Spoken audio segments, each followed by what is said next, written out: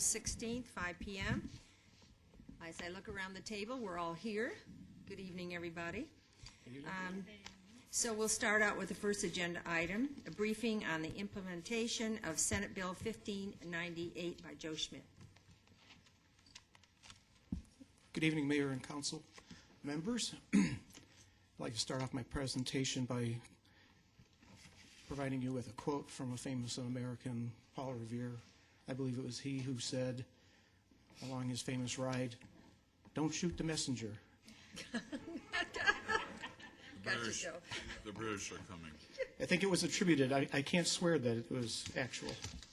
Anyway, this is a story about Senate Bill 1598, and it was passed in the legislative session last year, but it has provisions within it that require compliance by the end of this year. So what we're going to talk to you tonight about is what it is and what we've been doing working toward its implementation. Thank you. It consists of 13 separate sections that amend various provisions in the state statute, and then it affects all cities, all towns, all counties, and flood control districts.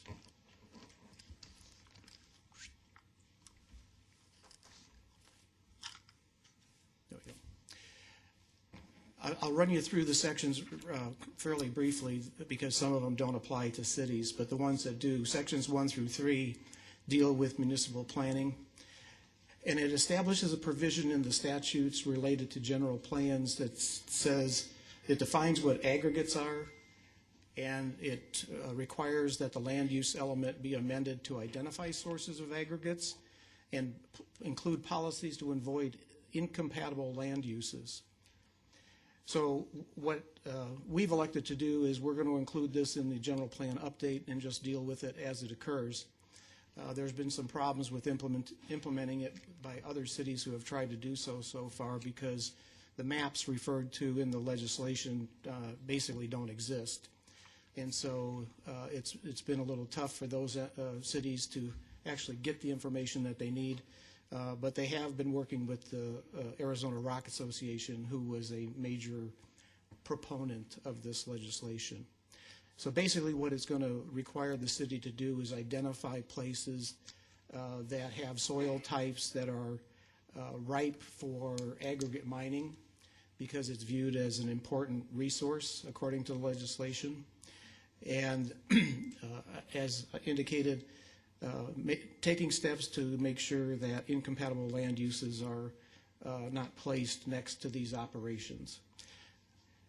The other thing it did is it provided standing to anyone wishing to file a special action in court to review whether the land use plan adequately complies with this. So there's actually kind of a special provision in the statute that says if someone participated in the general plan development on this point and they believe that it's inadequately addressed, they have special standing to bring suit against the city to require a court review of whether or not it complies with the statute. We hope it won't be a problem, but it's something we will address as we go through the general plan update. Section 4 of the legislation requires an opportunity for comment by all utilities impacted by a public works project.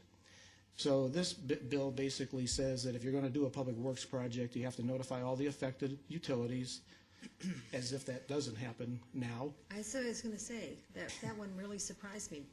And it includes additional language that the opportunity for comment is supposed to afford them the opportunity to provide input to minimize the disruption and relocation of utilities. So it has kind of an extra emphasis on that point. Yes, Gary. I want to ask our city attorney, if we go back one slide, on provision 3, does it, is this constitutional to have special standing for certain parties versus the general public? And I don't need an answer right now, but the question is, if I work on the general plan and I feel that aggregates haven't been, successfully addressed, why do I have special standing to take the city in court when somebody who thinks that transportation hasn't been adequately addressed? I think that's a good question, but you've seen this type of provision keep coming up recently in legislation. I know Senate Bill 1070 had some language along these same lines. So I don't think it's been tested necessarily yet. Typically, just because you're a taxpayer, you didn't necessarily have standing to bring these types of actions, but you're seeing it more and more in legislation, and it hasn't, to my knowledge, been specifically litigated yet. But I can get you some more research on that. If So you you're have a better saying, answer. so you're Yes, saying sir. the opportunity's there? I think One the wants to opportunity pursue it. would be there. Okay. I don't need a technical answer because I probably won't understand it. But no, it's a trend that you're seeing in more of the legislation coming out of the state legislature, and I haven't seen anybody challenge it yet. Okay, thank you. Yes, Joanne? Maybe you're coming to it, but I thought I read in here that for, say, city construction possibly, that you had to give a year's advance notice. Did I read a year? And that had to do, I'm sorry, that had to do with the utilities issue again. Right. That goes back to this one. I believe the way it stands right now is that you just have to provide comment before you do, in the design phase of the project. I believe there was a bill in this session that 1505 that wanted to add at least a year before, but I don't think that bill went through.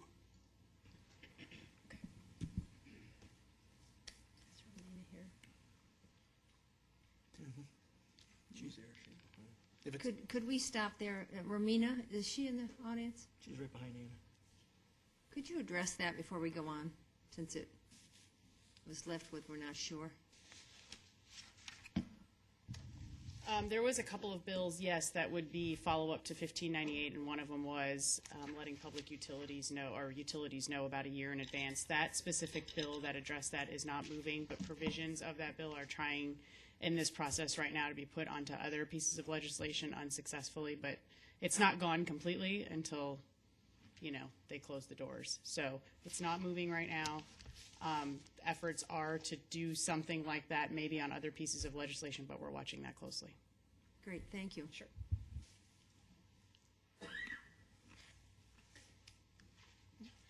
Okay.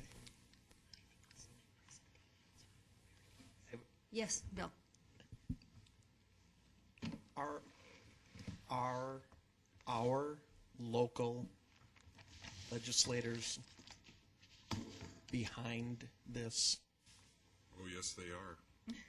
That I mean, we're going to sit through an hour presentation tonight on something that it just is mind-boggling to me, and people who are listening to this need to know what the people that they're electing in our state house are doing. So, who are the players? Senate Bill 1598 was done last year, and it was a regulatory reform overhaul. And yes, 2 out of the 3 of our legislators, both of our House members, were supportive of this. I honestly don't remember if Nelson, at the end of the day, ended up voting for this, because as this bill went through the process, there were a lot of negotiations made with the cities and the stakeholders. And at the end of it, even though a lot of cities still opposed it just because it was so extensive, the negotiations that went on, I just can't remember at the end of the day if he had voted as a final vote for it, and I can check that.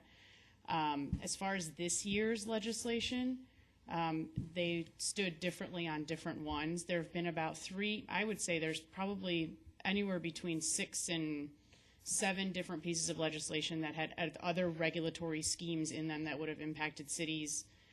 Most of those are gone. We have 1 or 2 that are still floating out there that we're trying to work out. But for the most part, those are all gone. And yes, Montenegro was on most of those. Wires was on some of them, and Nelson has not been on very many of them at all. Okay, thanks. Sure. Thank you. Sure. Moving right along. Section 5 of the legislation is kind of the meat of the bill, if you will, particularly as it applies to cities. As the slide indicates, it applies to all processes involving the grant, denial, renewal, revocation, suspension, annulment, withdrawal, or amendment of a license, and then defines a license as any municipal permit, certificate, approval, registration, charter, or similar form or permission required by law. Now, they did include some exemptions. I noted building permits. That's actually an exemption from the inspection provisions only. The permits obtained within 7 days are exempt, and permits that do not last more than 21 days are exempt. And then there's some other exemptions relative to contracts, internal processes that really the public's not directly involved with, and like rules and regulations that you might have at a public building. Those don't count because they're viewed as being internal to the city as opposed to something that you're requiring someone outside the city to get a permit. I have a question. When they write up these bills, who writes them? Do they bring the city, planning into this for, a round table? Or, how do they come up with this type of decision? Well, so what normally happens, Mayor, is the proponents of the bill will address, say, a sponsor and say here's what we want to do, and they'll have legislation drafted. And then what we'll do as cities through the league is sit down and try to offer better language. We don't necessarily always win that battle. The proponents are usually very strict on what they want in there specifically to help their clients, which in this situation was Arizona Rock Products. So That's what I'm getting at. I guess Yes. we're interested who's behind every single controlling what the cities do. every single regulatory reform bill that has come forward in the past couple of years is by a specific body, and that's Steve Kimball and this group, and that's specifically for Arizona Rock Products Association. So that's something that we work with. The business community has worked with us this year a whole lot because a lot of the things that they are asking to do actually does not go in line with the rest of the business community. It's kind of very draconian. This bill specifically, we sat down with the proponents of the bill and as well as legislators that were interested and tried to offer as much as we possibly could. They're going to negotiate on some things they won't. We've been very open with them on some of the processes they put in that say we can't comply with this because these words aren't even the same things that we have in our codes. Some of these programs we don't even have. And that's a part of when you do something this big, you implement as much of it as you can, and then you do cleanup language every year. So, for instance, this year we actually have 1598 cleanup language that Phoenix is running on some of the things they've already identified that we can't comply with. And the hope is that every year that we go through this process, we find those kinks and we go back and say, this doesn't work, this does work. But with something this large, it's going to take years to actually figure those things out. Thank you.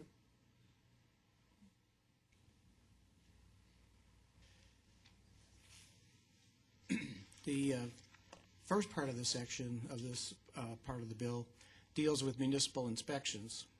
And although, based on what I said on the last slide, building inspections appear to have an exemption by virtue of the fact that the regulated person has to call for an inspection.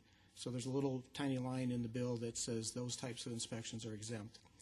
So this would apply to an inspection. It probably could apply to like a fire inspection. It could apply to a code compliance inspection.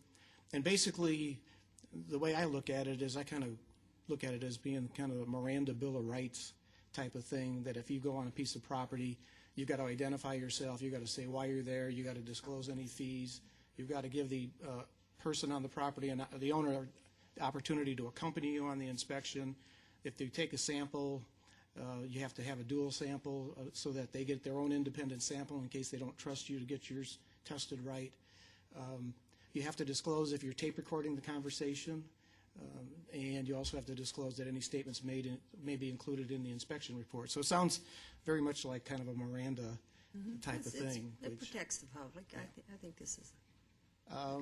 They also have to advise the owner of the rights that I just mentioned, and also advise them of their due process rights. If they are unsatisfied with any final decision resulting from the inspection, then they have to be explained what their appeal rights are. They must leave a copy of the inspection with the owner, and it must identify all deficiencies. I have a question. Yes, Sherry. If they don't follow this Bill of Rights, excuse me, if they don't follow it, what's the remedy? Is there one, or is it just if they appeal it, they have more issues, or? Counsel, I don't know if I have that one memorized. I might have to look that one up, but I do know that one of the provisions is that failure for an inspector to follow the procedures is specifically listed in the bill as a cause for disciplinary action or dismissal. So they're telling you that if your inspector doesn't follow it, you have the right to initiate disciplinary action or dismissal on the inspector. I don't know that that wasn't a right that you didn't already have, but it's specifically listed in the legislation. I'll look further to see if there's any other remedy. No fines for us or anything? I'd have to look, Yeah. and I'll do that in a second when I get a chance. There are certain exceptions for criminal act investigations and inspections that are specifically requested by the regulated person, like on building permits, like I indicated. So it doesn't preclude the city from, if they think there's illegal activity going on, then obviously you don't go up to the owner and say, hey, I'm here to inspect. So there is that exception. The bill also talks about the fact that a licensing decision shall not be based on a requirement or condition not specifically authorized by statute, rule, ordinance, or code. So basically, when you do cite someone for a deficiency, you're supposed to reference it back to a specific statute, rule, ordinance, or code, which shouldn't present a real problem, but it's specifically stated in the legislation. And then the legislation also directed cities to try to avoid duplication of laws that do not enhance regulatory clarity and avoid dual permitting. Yes, Joe. Just real quick, probably more for Amina. What was the issue out there within the community that required this section? Do you know what was going on out there that caused this? This specific section with the inspectors and what so? Yes. I don't know what the anecdotal issue was that triggered a lot of this, but this was one of those situations where, since they were doing a regulatory Bill of Rights and overhaul, they wanted to make sure that all of the inspectors all followed a lot of the same standards that some of the state does. And this is something, if the state isn't doing right now, they're looking at doing as well when it goes out for their inspectors. It really was for the protection of the businesses and the citizens, to make sure that when inspectors are coming to the door, they identify what they're doing, even if it is a little bit more work on our end. It's our responsibility as government employees or as the government to represent why you are on their property and what you're doing and what your intentions are and all of that. So that's really where that came from. Well, I guess more specific, were they having problems where inspectors were going out there, leaving some deficiency and then come back later and listing another deficiency? Yes. And in another deficiency, there was nothing concrete, nothing in writing? I mean, the business community, with respect to that, have always said that every time an inspector comes out, and this is something that we deal with across the state and probably across the nation when you have that situation, is, inspectors come out for one thing, they don't address other items, they come back a second time, they didn't address it the first time. And so this does have a lot to do with, come out, be prepared, tell us what we need to do, Okay. and have it ready. Which makes sense to me, so that part.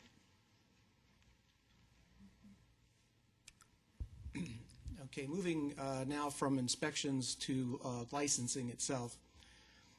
The bill requires that any new ordinance or code must specify an overall time frame within which the city will either approve or deny a license.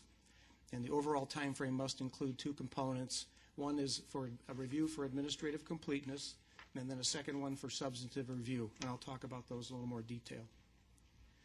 The administrative completeness review response must include a comprehensive list of the specific deficiencies in the application. So if we say we have an application for something and you say you have to turn in A, B, C, D, and E, and you turn in A, B, C, D, you don't leave E, then during that administrative review time frame, we will respond to the applicant in writing saying your application is not being accepted at this point because you did not include E with your application. And then presumably the applicant will take care of that and submit, and then will live happily ever after. But if the city does not respond within the specified time frame that we will have in our rules, then the application is deemed complete and must be accepted for processing. Well, I would say then our departments better be on the ball, right? Getting this out within that period of time. That is correct. I mean, I guess that's good service, but it certainly is going to change departments because of the amount of people you're going to have employed when the market starts to pick up.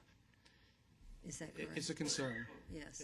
Yes. In a presentation that recently some of us attended, the city of Phoenix was talking about having just two counter staff people kind of committed to reviewing applications as they come in and watching the clock, because there'll be a clock associated with each application. But I understand on the customer side the frustration too. Sure. And so to me, this does put, the hammer on us saying, okay, this is what needs to be done within this time frame. So I don't find fault with this at all. I just can see where it's going to add additional employees in order to make it happen. Wally? I have a question. Is the city the one that will come up with a specified time frame, or is the legislature going to tell us we have 25 days or 3 days, and Councilor is it all spelled out? It is not spelled out in definitive terms like 25 days or 30 days specifically. What it does say is that in implementing this, you have to specify in your rules what that time frame is, and it has to be based on a reasonable amount of time and an evaluation of the factors, that the complexity of the application, the difficulty of the review, and so there's parameters that are supposed to be used in developing the time frames. Okay, so if we're going to do it, is your department charged to do that, or is that a policy decision that's going to come back before this council and we're going to have another discussion on this, or how is it going to be handled exactly? The intent is that we will develop a series of application process descriptions, and we'll have them all in one document and bring that to you for ratification. Gary? So you'll have an opportunity to review it. So basically, we will have to do another cost study because we are 100% recovery on all of these fees, so we will probably have to increase our fees to businesses to enable to comply with this legislation. Does that make sense? Councilor Gelser, it makes sense that we may need to revisit our fee study. Good. But I can't speculate at this point whether that would automatically. I want to make sure that we are 100% recovery on all this, both direct and indirect costs. Joanne? But didn't you just say that this is on any new ordinance or code? So, Councilor Osborne, it is. So any new one that you adopt after this piece of legislation was passed in April of last year, you have to include that. We haven't adopted any new ones yet. So in essence, we wouldn't have to study what was done in the past. It would be what any ordinance that we tackle for the future is what you would have to make sure. That is correct, and I hadn't gotten to this point yet, but it's probably a good time to bring it up, is that we also have a requirement to bring all existing processes into compliance by December By the way. December 31st of this year. Okay. Bill? But we're essentially in control of our own destiny on this. So we don't have to put a 14-day constraint upon ourselves when 28 days will do. Is that correct? And then we can do it and turn it around in 14, but legislatively we can say 28 as an example. Councilor Stibbett, that's exactly correct. The challenge will be to determine what a reasonable period of time is within the framework of the legislation. For example, if we said, well, we'll make our administrative determination within a year, obviously I think someone could challenge that and it would be pretty easy to reject.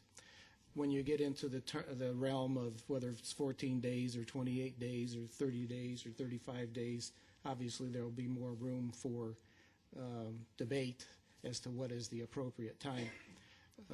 We, frankly, will be looking at it probably more as a worst-case scenario, figuring what's the worst application that we would get and what time it would take.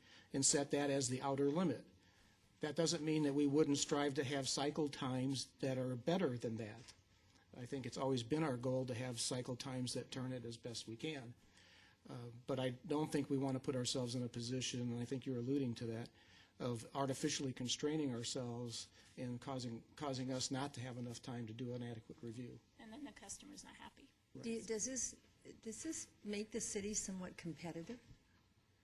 Yes. The one thing I wanted to point out was the time constraint piece was negotiated out of the bill. There was initially a number of days, and I don't remember what they were, and then there have been other discussions since then about putting down that number of days, say 30 days, for a city to get back before, if not, it moves forward. So in discussing whatever that number of days is, we need to keep that in the back of our mind, that if we create our own destiny and the destiny is not something that the business community will end up liking, they will just go back and put a number of days in legislation. Sure, but I guess my caution as we move this forward for staff is that we look at and I appreciate the analogy of we're going to use the worst case scenario and use that as our benchmark, and then strive for everything to be less than that, so that we aren't finding ourselves in the need to hire staff and do things to meet someone else's great idea. So I appreciate that. Thank you, Joe. You're welcome. Go ahead, Joe. Okay, so I touched on the administrative review part. Now we move to the substantive review time frame. The legislation basically states that within the substantive review time frame, there may be one comprehensive written request for additional information. If there are additional requests for supplemental information, they may be done, but by mutual agreement with the applicant. The one thing that is of note that the substantive review timeframe is suspended until a response is provided by the applicant. So if the applicant sits on the application for a period of time, that apparently is okay, but if the city cannot sit on it once it's in our hands. And then there's also the provision that the substantive review timeframe may be extended by mutual agreement, but not by more than 25% of the overall timeframe. So even if you wanted to mutually agree between the city and the applicant and say, well, we're not moving forward on this point, and we need more time, there's going to be a somewhat artificial constraint of this 25% that may force us to bring the question to a head and either approve it or not approve it, which in some instances may not be the best way to do it, but may have to be done that way because of this constraint. Okay. So that's kind of a warning on that point. Hopefully if everything goes if everybody plays according to the rules, everything will be just fine, but that doesn't always happen. So, as I said, at the end of the substantive review time frame, the city must approve or deny the application. And the denial, if it is a denial, must include justification for the denial with references to the codes or ordinances upon which the denial is based, and an explanation of the applicant's right to appeal the denial and how to file an appeal. That's reasonable.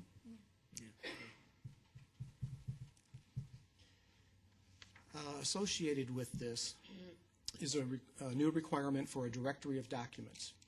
And the requirement is that the city must publish annually or post on its website, which is what we intend to do, a directory summarizing the subject matter of all current ordinances, codes, and substantive policy statements. Copies of all those documents must be kept at one location, and the documents must be made available and open for public inspection. There are a couple other additional provisions where the legislation states that the governing body may receive complaints and recommend actions to alleviate the aspects of any codes, ordinances, substantive policy statements, or practices alleged to violate the statute, so that there's a provision where a complaint can be brought directly to the council. And so that's something new that we're going to have to kind of contend with as far as a person requesting clarification of an interpretation of a code, ordinance, or substantive policy statement. I suspect in most cases, if it's a complaint regarding an interpretation, we would take that through a couple of the existing boards that we have. We have the Board of Adjustment, which can adjudicate matters relative to zoning variances and appeals of anything, decisions by the zoning administrator relative to the zoning ordinance. So that board is in place. There's also a board for building code appeals, which you recently formed pursuant to the building code. And so that one will be available as well. As we go through the process of looking at all our processes, we are also evaluating them for whether or not the provision for appeal is clearly stated. And where it's not clearly stated, we're going to have to add it. And we'll have to develop the process for how those appeals are also filed and how they're handled. There has been some discussion in anticipation of a potential increased number of appeals that we could consider using a hearing officer type of approach where that's done by a hearing officer instead of burdening the city council with a lot of appeals. So that's being examined as a possible way to do this. So that'll be an outgrowth of what we bring to you later this year. And I would think also educating the council and the new council, whoever is going to be on board, because, you know, they have a tendency to call a council person and meet them for coffee and discuss these things. And so we'll have to be very careful of how we address those concerns before it is sent to the appeal boards, because we won't have the full story. And so I think that's another part of the education that we need to be sure that we're making all new council, if there are coming on board next year, aware of this. This is something we should continue education with. Okay, this is the quick slide. Just touches on this other sections in the bill. Basically, the same provisions were adopted for the county, and similar provisions were adopted for the flood control district, which, now, these are all the ones about the county. So out of the 13 sections, all of the same things are now required of the county government. Section 11 talks about recovery of costs, and the bill allows an aggrieved party who prevails in a special action lawsuit against the city to recover costs associated with such action. So if there is a violation of these provisions, they can bring a special action, and then they can recover costs associated with it. If you have any questions on that, I'll defer to Rourke. So he's the expert on that. All right, moving along. Section 12 basically just said this regulatory Bill of Rights is going to apply to the Flood Control District too, so they were not fortunate to be left out. And then Section 13 discussed the effective dates. And so basically, once the legislation was passed and signed by the governor, it went into effect, except as noted in the legislation, and that was back in July of last year. In September, the provisions related to county planning were put into place. June 30th coming up is for the provisions related to inspections, and then December 31st is for all existing, of this year, for all existing license processes. So that's the deadline we're working against right now. So here's some implementation challenges and opportunities. So to present a fair and balanced story here, this legislation does present some opportunities for us. All permit and approval process will be fully documented, which benefits both staff and our clients. So that's a good thing. Nice. Hard to argue against, and we're taking advantage of that opportunity. Information will be more readily available to the public. I'll admit that there's times probably where if someone was looking for something even on our website, they may have trouble finding it. So this is going to put a burden on us to make sure that information is out there and retrievable. Mm-hmm. It actually forces review of codes and ordinances and permit processes that maybe we haven't looked at for a while, and it gives us an opportunity maybe to eliminate some unused code sections and then also add some needed code sections. There are instances where we may have had a permit process listed, but then there was nothing mentioned about how do you appeal it. So that'll be something that we'll add in. So that'll make our code just that much better. As far as challenges go, I think there are some challenges, aside from the fact that this is turning out to be a lot of work for a lot of people. It may impede the city's ability to be flexible because of the time restrictions. These time restrictions, I think, were intended to hold the city's feet to the fire, so to speak, but I think what can happen is if the applicant doesn't provide the information or drags his feet on the information, it may push us up against the clock and force us to make a decision sooner than maybe we would have liked to, but because of the clock we need to, because we have liability exposure if we don't respond within the time frame. So I guess that needs to be, that conversation needs to go on between whatever client comes in, and it should be a lot of briefing and clarity in it. Oh, Mayor, there definitely would be if we got in our to that point in a review process. Okay. The other thing I guess maybe I didn't mention, and I probably should have, is that one of the remedies is if you don't follow the time frame in the process, they are entitled to recover their fees, their application fees, so they get their money back. But the process continues.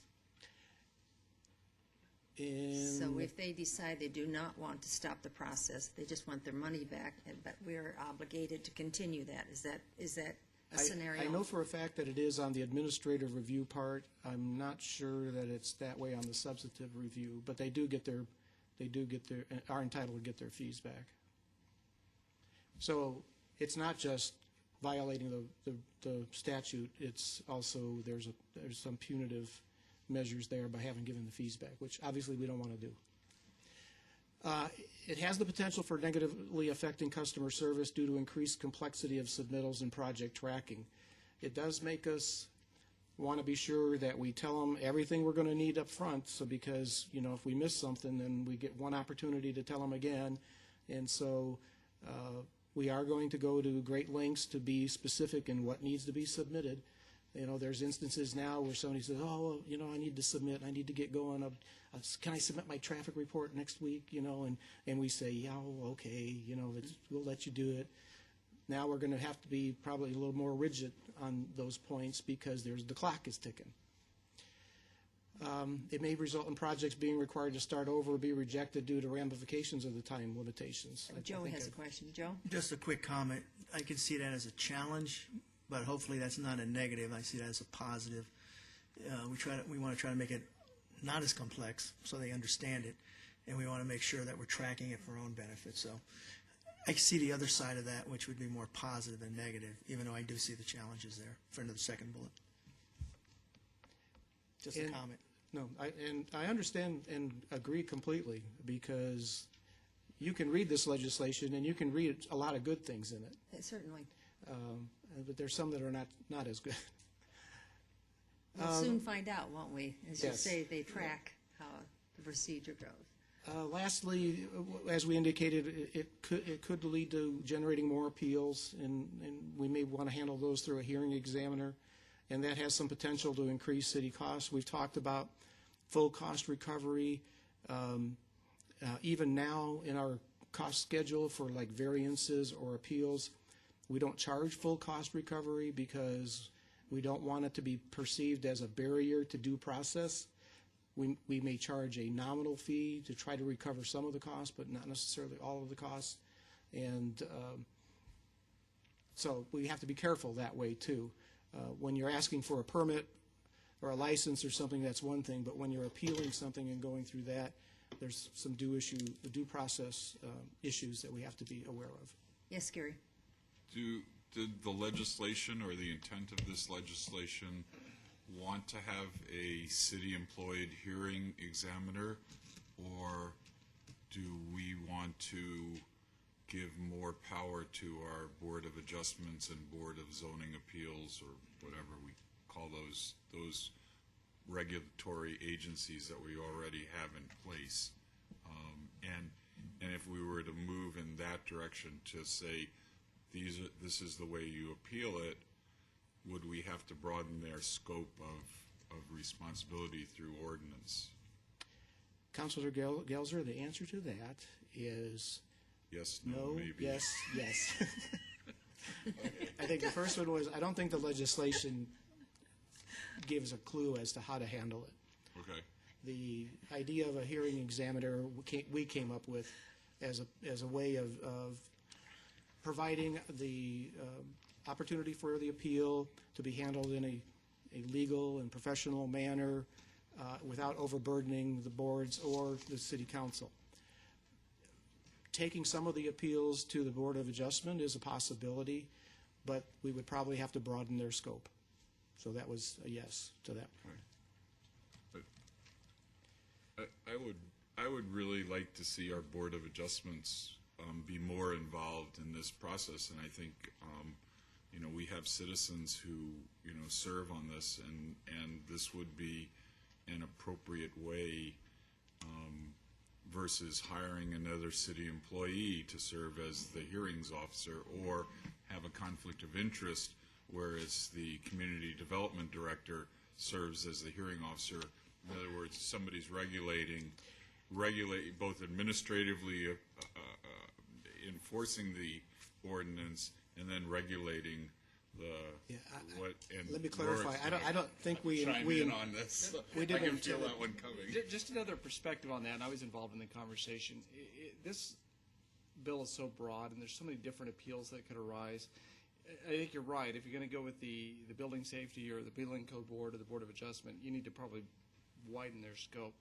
But one of the conversations that was also going on was we're growing as a city, and sprinkled throughout our city codes are appeals processes, and they're typically appeal to the city manager. And Okay. is that the way moving forward as we're, and that may have been just fine when we were a city of 2,000 people, but as we get to be a larger and larger city, that may not be as appropriate, and Brian and I have not had this conversation, so this may be news to you. So it's just a policy conversation that council needs to have. How do we, as we grow, want to handle these types of administrative appeals? And a hearing officer could be a contract employee. We use them in employee appeals hearings right now. We have several attorneys that do these types of hearings around the valley. So you just enter a contract with them. When you need them, you bring them in. If you don't, they're not on staff full time. Could Brian, could we do maybe a work session sometime in the fall, if that's an appropriate time to maybe see how council wants to proceed in this endeavor? Best way to answer that, we need to consider obviously the budget implications of this as well, because right now we're looking at how best, if we do a hearing officer, is that the best approach? As Rourke said, we have not really vetted this. What we can bring back to council is the alternatives, the costs associated with those, the benefits of those, and we would like to do that. Exactly what I right would now like we're to not see. we're not prepared, but we will be there. Yes, Wally. I'd like to see it, but not now, not till they've had a chance to go through it and then come back with specific recommendations. I can't make a split decision based on a 10-minute conversation, because I'm not sure that's really how we want to go. No, we're not asking. No, we're not ready Okay. yet. No, Because I'm not there. And I would be pretty sure it would not be the city manager that would be hearing these. So, Rourke, I would agree with that, even though we haven't talked about it. But we'll talk further. Clearly, you do have that responsibility. Sherry? I just was wondering, do you have any idea or handle from looking at like past track records how many you think would be appealed, or we're just going to be flying blind for a while? Counselor, I really do think we were flying blind because we haven't had this in the. It's never been attractive necessarily too, because the appeal process, if you prevail, I think you're potentially could bring suit against the city if it's found not in our favor. So I don't think the incentive had been there in the past, so it's hard to tell. Bill? I remember from the interview panel, the Board of Adjustment discussion that we had, we've had one Board of Adjustment hearing in 10 years. According to our chief building inspector, that the actual board had to hear the appeal, that it wasn't addressed through staff somewhere along the way. I think that's probably true as far as building code appeals. We had one a zoning appeal just this past year, and they have heard variances. They have been fairly infrequent. That is correct, but there's probably been more than one in 10 years on the zoning side. On the zoning side, yeah. Yeah. Do you see this legislation opening that door to more? Or do you see what we currently practice as being... I hope if we do it right that we won't have the situation where we see a lot of appeals, but it does create an atmosphere of opportunity because of the provisions for recovering costs and things like that, which I don't know if they were available before, but not as explicit, but it's definitely explicit now. Thank you. And then lastly, you know, we talked about this already. We're worried about more mandates. The 1505 that we talked about earlier, that was in this current session, was looking at some of the provisions in 1598 and amending them, and it included the 1 year time frame for the utilities and some other. Actually, there was a couple of little cleanups we probably would have liked, but there was more than disliked. And then 1470 was another one that said was going to establish procedures as to how you even make a rule, that you have to publish it and hold hearings and have comments and respond to comments, and this whole almost federal rulemaking process that they use at the state level and imposing it upon cities. So sounds like so far we're okay on that one, but there could be more. So what have we done? Well, we've been trying to chart some uncharted waters, and we formed an internal committee initially to identify and review codes and ordinances affected by 1598. We're developing recommendations to eliminate certain code sections that we found that maybe we don't need anymore. Also some revisions to code sections will be proposed, maybe to beef them up and to provide appeal provisions that weren't there as clear as before. And basically what we'd end up with is kind of like an administrative handbook that will describe each permit application process, what approval, how approval is handled, and the appeal process for each application type. And that's probably a good thing. Mm-hmm. So that is something that would be beneficial. The inspection procedures are being developed. It looks like, as I said, the building inspection related to building permits is not going to be affected. But we are still looking at how it would affect inspections by others like code compliance, and then actually engineering is another area where they don't specifically get called out for inspection. They typically visit the job site just every day as a normal course of business, and requiring them to make contact with the owner every time that they show up on the site is potentially going to be really cumbersome. So we're trying to work through that and make it as least cumbersome as possible. Joanne? Just remind me, because I know that we've discussed this in the past couple of years, when we've been talking about applicants that come in and having some kind of checklist for them to help within the process. And, I mean, this tends to ride with that. Yes. But did we ever do that in the past, come up with that checklist that we've been talking about for the past couple of years? Council, I would say we have on probably some items, but not necessarily all of the all application types. And in that respect, this will be a good thing to kind of force us to accomplish. And I guess if there's any silver lining, this was probably been a good time to work on it, as opposed to when we were super busy. Because I think that's always, the current stuff is always kind of taken priority. And then I would take this opportunity, though, to talk about the one other point regarding applications that are pending. We probably have something on the order of 50-plus applications that are just hanging out there, that they've either been suspended by the applicant or mutually agreed to suspend.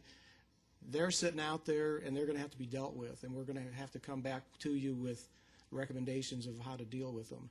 And these are all applications that have paid fees, some of them substantial fees, and so we're going to need to figure out how those fit back into the process. So I just want to advise you of that as well. And then lastly, the directory of documents will be added to the website, which is a good thing, and we've even had some internal discussions outside of 1598 of how our information is structured. We tend to be kind of siloed in our information, that if it's a zoning thing, you go to zoning. If it's a building thing, you go to building. And people don't always think in those terms. And so we're going to try to maybe do it more by function as opposed to by department. And I think that's it. If there's any last questions, I'd be try to answer them for you.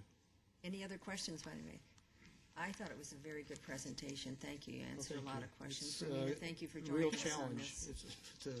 to get it all done and get all the departments working on it in the right direction. But everybody's cooperative, and we're going to get her done. Well, I think I think for clarity's sake, for the customer, I think a lot of this is going to be beneficial.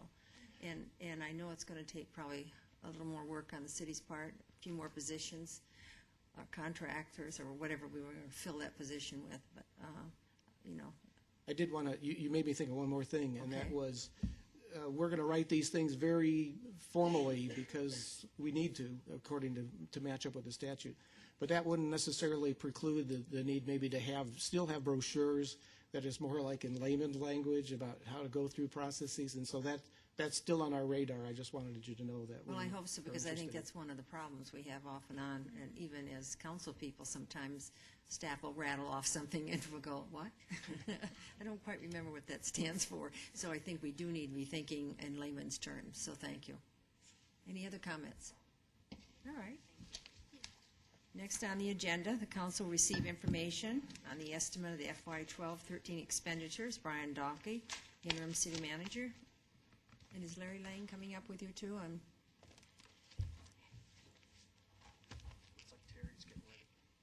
Oh, okay. Yes, Mayor, Terry the Canada. Okay. presentation will be done at first by Finance Budget, Terry Canada. We'll also have Human Resources as part of the presentation as well. And we're trying to cover not only the expenditure side of the budgets tonight, as well as some of the remaining issues as it relates to employee compensation. So our goal is to get through those tonight. As you have questions, please ask along the way. Just real quick, Brian. On this book, we're getting it tonight, so as we go through there, will we have a opportunity to, I guess, sit down with you, and we got some specifics we want to talk about within the book? Absolutely. This will be consistent with what's being presented. It's just more detail. It will be very helpful to get the presentation and go back, and if you have any specific questions, just call me. And I will address that probably on 2 slides. The format of the book and the timing and some opportunities for future discussions regarding the content of the book. It's a pleasure to be here tonight talking about another piece of the fiscal year 13 budget. I think it was last week we reviewed the capital plan. This week we're going to review, I just want to point out, primary discussion tonight is on general fund and the major operating departments within that fund. So we're going to talk about the process to date, and again, like I said, I'll go through some other opportunities you're going to have over the month for future discussions, both on the detail of the budget initiatives and also some policy discussion that could come up in May. I'm going to give an overview of the budget initiatives that came forward and then talk a little bit about personnel in detail, and then I'm going to, at the end of the presentation, turn this over to Wynette, as Brian stated, and we'll talk about a review of the personnel or HR benefit package review. So with that, we're at the 16th tonight. You do have an overview of all the information that's within this book. One, it was a technical challenge to get this on the iPad. I'll just kind of say that. It's hard to make the last minute changes and then get this to you. In our planning efforts, I will try to get these type documents to you on your iPad. Sometimes it's just not always possible. With that, you're going to find, again, the general fund, primary departments that are in here. If you want to just take a minute, I'll go ahead and outline how the book is set up. You have the first tab is going to give you the summary of supplementals that are being recommended for funded, that as we move forward in the budget, we will allow for further discussion on that, but when we start to put it together and we bring back the draft budget, these will be the amounts that are included in there to be balanced. The next, let me just take a second here. On the left-hand side, you'll see by department, Then you're going to see the supplemental name. That'll kind of give you an indication of what the funding is requested for, just somewhat high level. It's going to list out the one-time cost or ongoing cost, and so how that's intended to be funded also. And then notes for consideration on there. You'll see primarily that was a budget review that we did, or how alternative funding could possibly be used, or if there were other conditions that either needed to be met or drove the funding to either one-time or ongoing. With that, the summary of position changes is in here. You'll see that there are just 5 positions, well, 6 actually, that we'll talk about. And the detail on those positions is behind that. I'm not going to go into a lot of detail on those. There is a slide later in the presentation, but again, all of the budget information that's in here and the detail provided will have upcoming policy discussion or just an open discussion on April 30th that we can further talk about this, and also on the 7th for the draft budget. We'll have further discussion dates that we can talk about any of the detail that's in here. I'm just going to give an overview summary of it. Yeah, they'll be coming up. Like I said, we have 3 more budget dates, and then we actually have 2 weeks between the draft and the tentative to allow for any changes or further discussion. Following that, you'll find a tab for every department. Within there, you're going to find the summary of requests that were put forward by that department, the ones recommended for funding, and then an overview of their department, the budget. What I want to point out is some of this is going to look very familiar. The base budgets moving forward that you're going to find in the book here do not include any of the one-time or the supplements yet. They're basically the base budgets that we reviewed earlier in the year. I believe it was February or March when we did the budget briefings on the 12 budget. So if you just keep that in mind moving forward, it's the base budget from the current year moving forward without the ads. You want to repeat that one more time? Quick question. It's the base budget that was reviewed for the current fiscal year 12 without any of the ads. Okay, and then as we go through, we have discussion, we get a recommended budget put through, we'll add that in, and when you get the tentative budget, it'll be the final with everything added in, put together. Just real quick, on the page 2, I see a total of $1.38 million. Is that the supplemental total that's going to be included in the budget? Is that what that number is? That's for the supplementals that are represented in this book. There'll be separate discussions. Wynette has a package that's put forward from HR that will include some employee benefits that you will not see in here. The reason why I ask is, I guess I'm trying to reconcile with the $3 million, so I guess somewhere in your presentation tonight it will tie into the $3 million? Actually, not tonight. This is basically an overview of all the individual subs that were put together, and moving forward as budget initiatives, we're going to get more into the balancing on the 7th when we do the draft budget. Okay. So that's where you'll see the typical table where we'll compare year to year percentage increases. Okay, and I balance just, out. I know somewhere in this budget, in this presentation, I will see $3 million as ongoing, and I, at some point, just want to see where that $3 million is coming from. Right, and you'll see that identified by ongoing and one time, and then the general fund Okay. source that backs that. We're not quite balanced to that point yet. We wanted to have a discussion about, normally we've been able to put up on one slide the initiatives going forward, ongoing, increases for fleet, for utilities, very minimal cost. This year, because of the revenues, we're just stronger. We're doing good. We do estimate about $3 million over. We had a number of requests and obviously some pent-up need over the last couple of years, so we wanted to review these in detail or give you an opportunity to review them. Okay. And I'll address any questions you may have about the book. Again, this is intended to be supplemental information that you can take back, study, look at, and we'll be prepared to answer questions either tonight or on the subsequent nights. So with that, I'll just kind of reiterate, again, the departments were held to last year's base budget, which is what we reviewed in the previous sessions. And we did go through an extensive review, what I'll kind of call modified zero-based budgeting. We looked back at what departments, what their spending patterns were, if they had spent amounts that were, I'm just going to say, in line with their budgets. Where they weren't, again, we encouraged them to reallocate the money, or if they were overspending in a particular line item and they had savings somewhere else, again, we try to get them to adjust that. And the whole idea is not to increase the base budget, but to make it match where we're spending. Again, they don't include any of the one-time items or the supplements, the bases that you'll see. Try to absorb any of the increases where we could. And then again, we balance this out based on our projection of available revenue sources, again, based on one-time and ongoing uses. Here's kind of our approach. Just like I was saying, hold the line. It does maintain current service levels. I'd like to point out that we did incorporate in this the second-year reduction in the food tax as previously directed.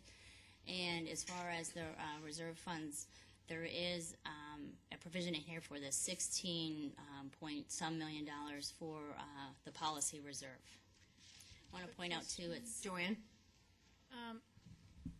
Maintain current service levels. Are we going to be discussing bulk trash? Or is that going to be in a separate...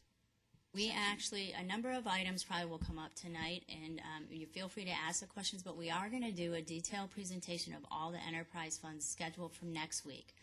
That will be utilities, water, wastewater, as well as sanitation. We'll get into service levels, fund balances, bring around the 5-year forecast. We'll talk about stadium, HERF, streets. Let me, quick on the budget approach, was one of it also holding the total property tax levy flat? Was that another approach? The property tax levy, total I levy believe it's a flat. little bit less. I believe it's a little bit less than the current year. As far as our projections go and balancing out the budget, yes. City Manager, do you have a comment?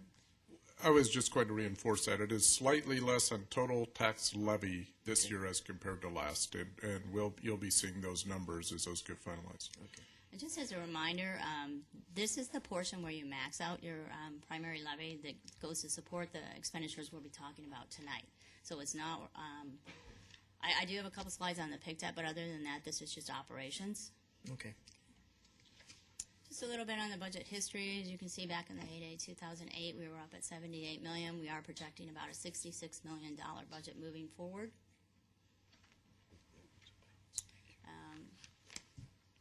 I just want to remind you, too, I think we talked in great detail about this when we did the budget briefings. The majority of your general fund operating budget does go for personnel services. Represents almost $40 million. Contractual services is next at about $13 million. Then commodities is just slightly under $2 million. Bill? Terry, on the previous slide, and I think it's important to point out, we went from 78 million in 2008 to 66 million projected for next year.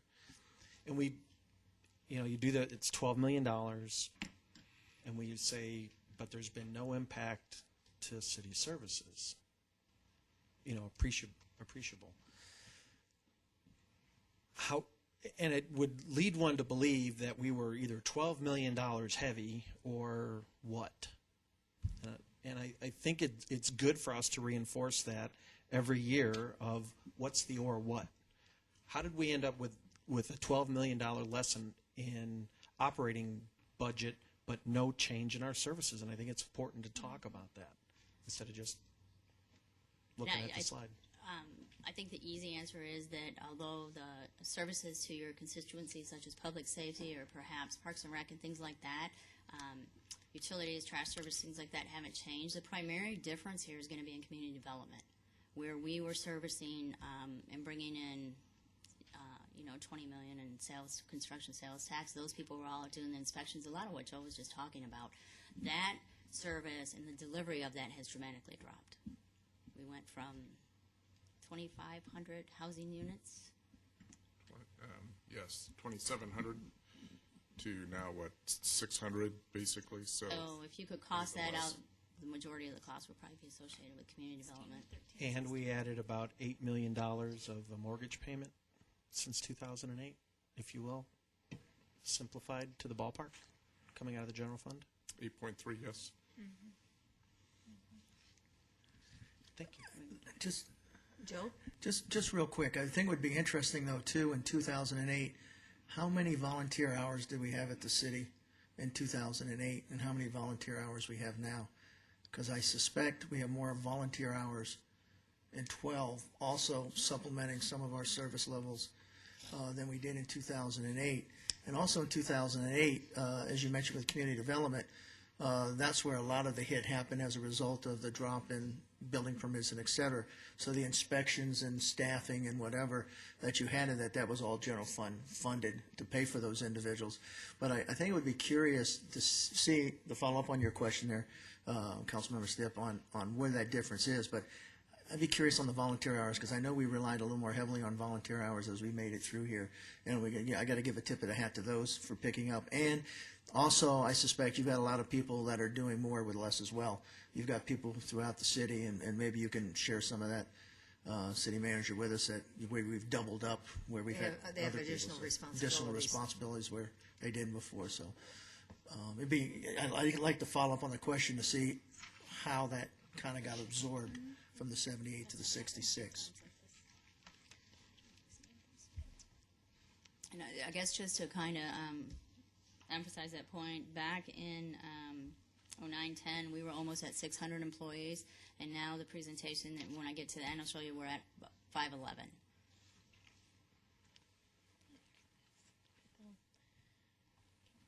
More efficient. Yes, city manager. I was just handed the volunteer services and the volunteer hours. If we go back to 07, 08, it was, call it about 6,700 in round numbers. And we are now at, and this goes to fiscal 10, 11, we're at 22,000. Huge difference. 16,000 of that's internal service, the balance of about 6,000 is for the ballpark.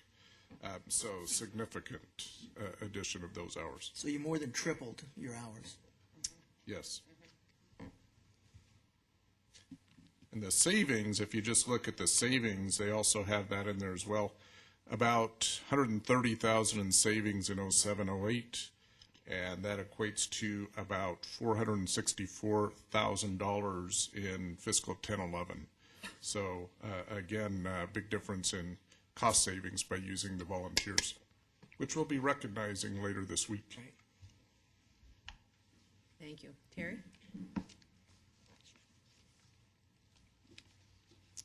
Okay, now for the next slides, I'm just going to go over the basic governmental functions and the key department expenditures.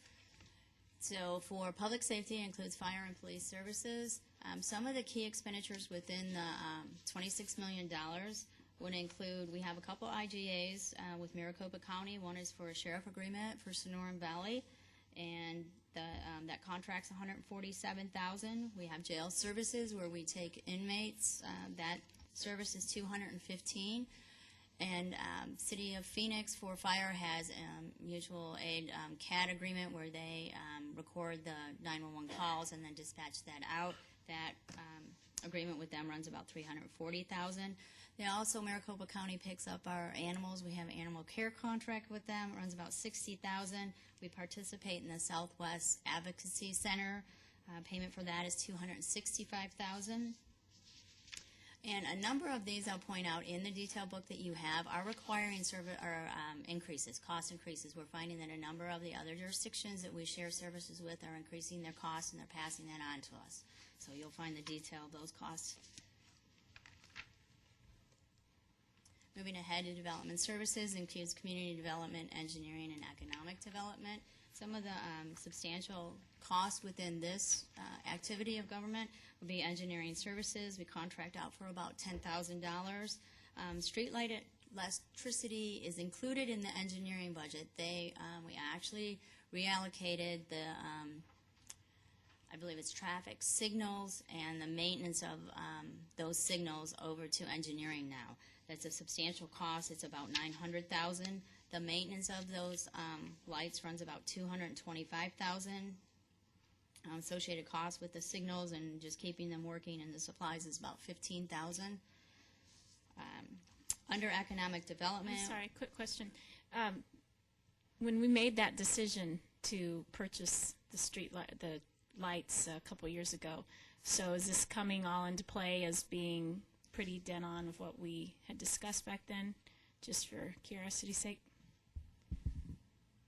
What the discussion was when we took on the poles that eventually the maintenance cost would stabilize and the electrical will go down. You will not see an increase in the budget for the electrical or maintenance cost.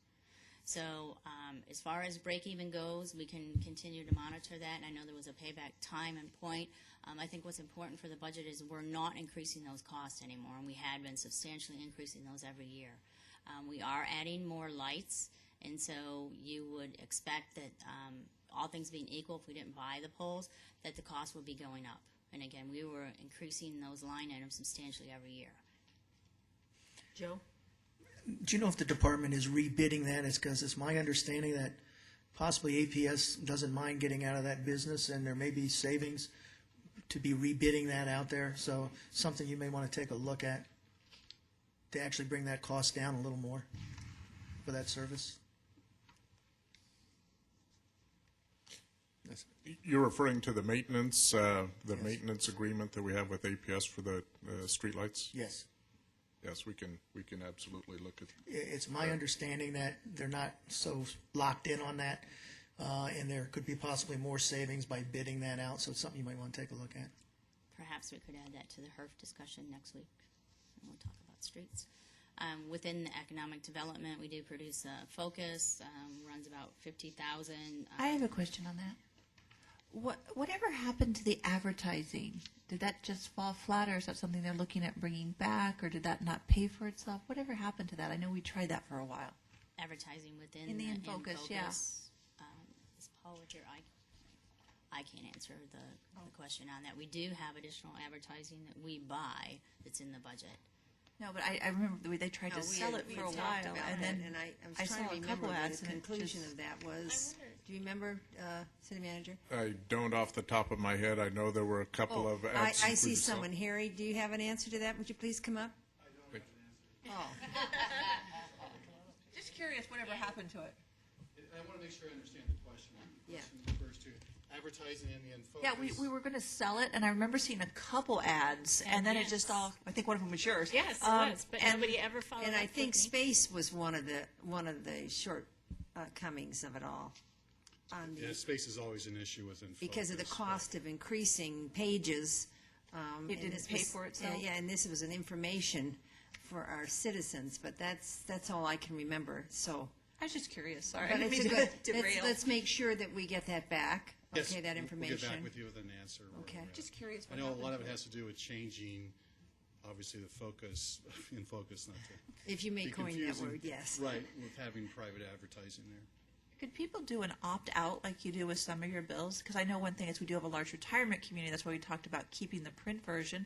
Is there a way to do an opt-out like you do with some of your bills that you don't want a paper version to save money, or would that save money? I had asked that exact question a couple years ago, actually, and Great there minds was. think alike.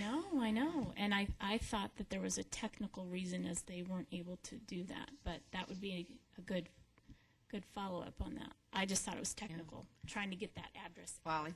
Well, I have signed up for all the city's emails. I get the InFocus on my private personal account, and 9 times out of 10 I can open it. This month I could not open it, so I sent a letter to the webmaster who sent me another link, and it opened right up. But if you sign up for it, and it did say you've signed up for the advanced copy of the InFocus, But and it's we how get the whole can you thing. stop getting it in the mail then, since you're Oh. getting it email-wise? That was the Sure, point. APS How can Because, you- yeah, my name isn't on InFocus. It's just delivered by the postmaster. Gary? I believe there is a postal regulation that says it's an all or nothing deal. You can't just opt out of getting it because it's bulk mail. It's addressed to the postal customer, not to you individually. Because you or current resident. Right. We'll confirm that. Thank you, Harry. That's true. It has to or current resident. No. Other items within the economic development budget would include community relationships, membership payments to GPAC, Chamber, Valley Partnership, and also some funding for the symphony.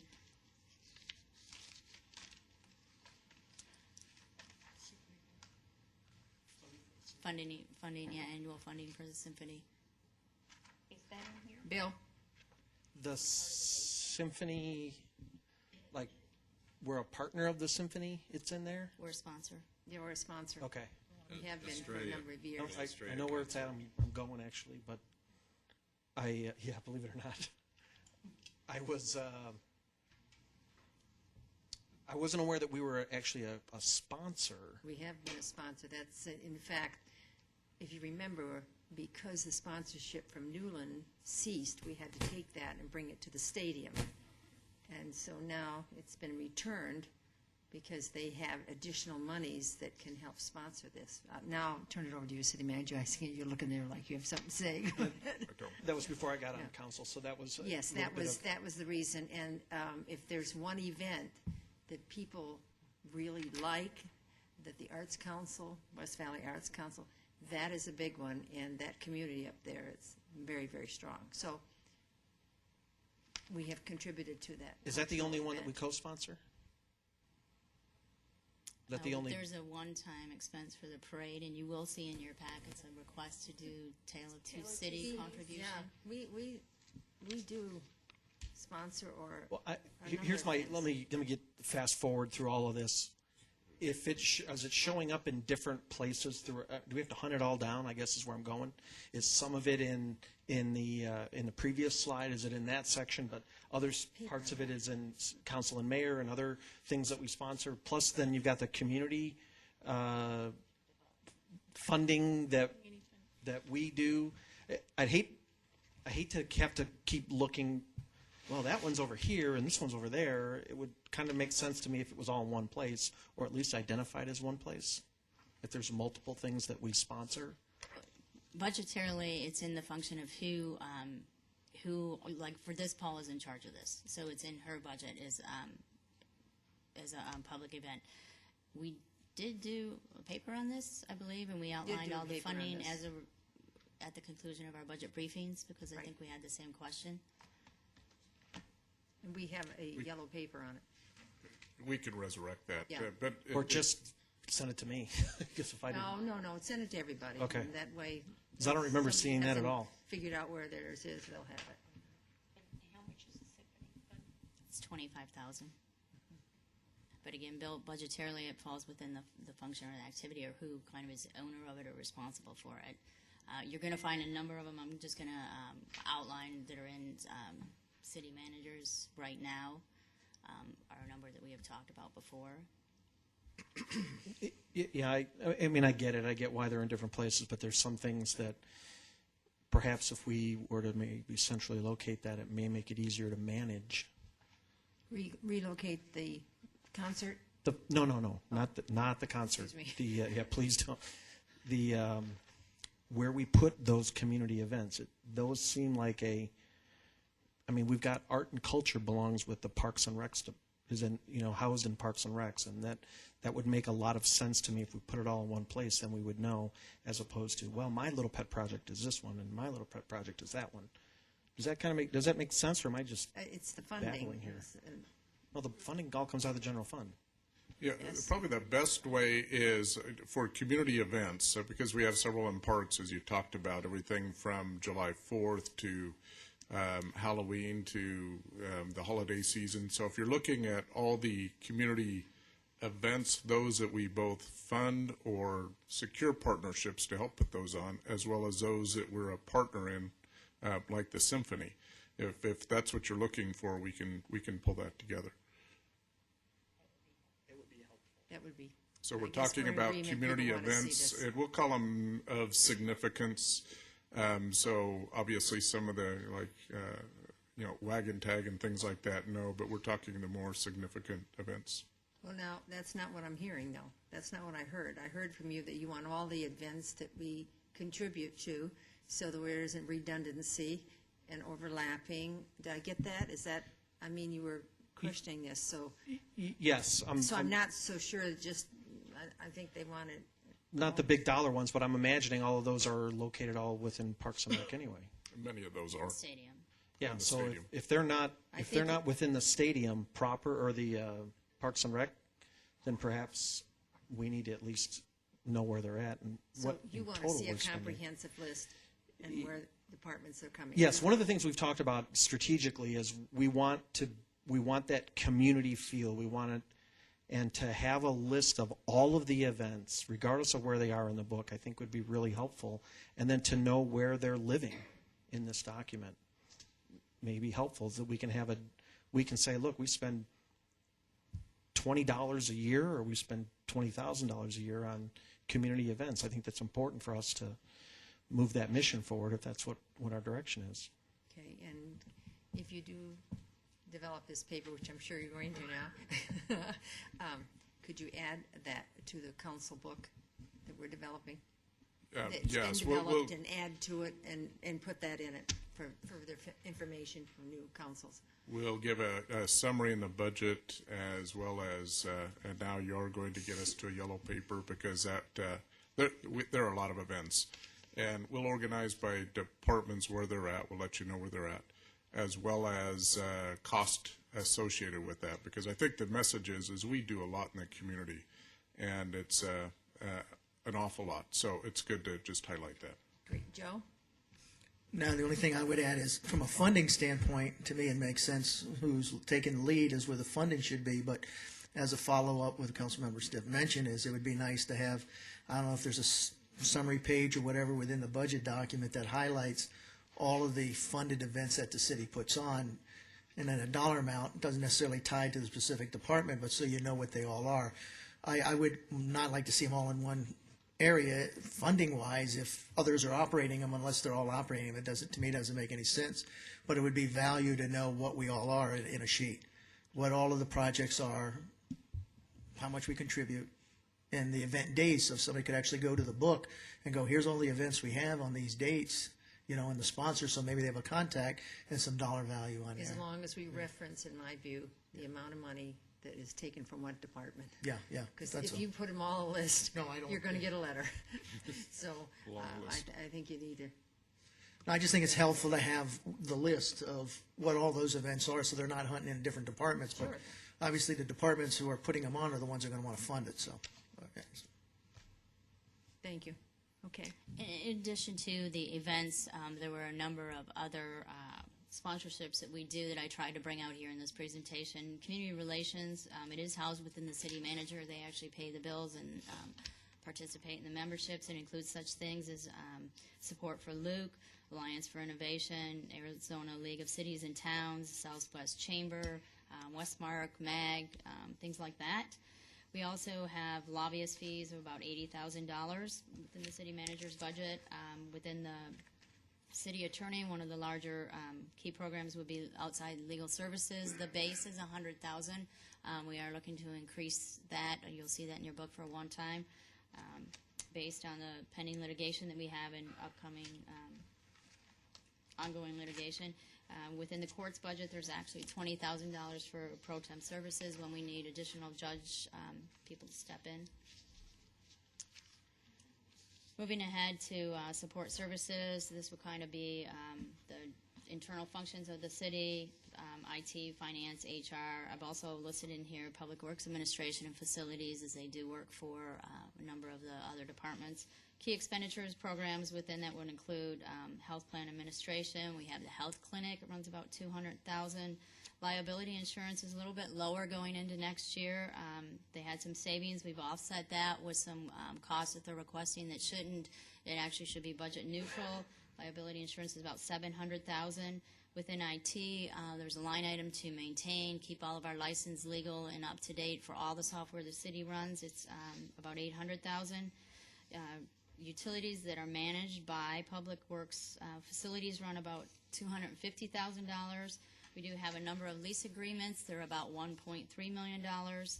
Within finance, we have an annual audit that costs money, as well as banking services that we pay to outside vendors. It runs about $100,000 between those two. And then we also have $180,000 within finance for postage for all the utility billing and related mailings. Just a Any moment. questions? You can wait one. Wally, do you have a question? Are you right? Okay, you all set? Okay. All right, go ahead. Okay, and lastly, we have Parks and Recreation. This does not include the stadium. Like I said, we'll talk about the enterprise funds at the next budget session next Monday night. Key expenditures within parks, as you would expect, are for utilities. We run about $500,000 in water, another $250,000 in electricity. Chemicals are about $35,000. We do have a landscape maintenance contract. It's about $300,000. We have a payment to the YMC for that cooperative agreement of that property and pool. It is annually about $230,000, and then specialty supplies to run all the programs, which would include any of your, I guess, uniforms, ping pong balls, hula hoops, things like that, is about $90,000. I don't know, just stuff to have fun with.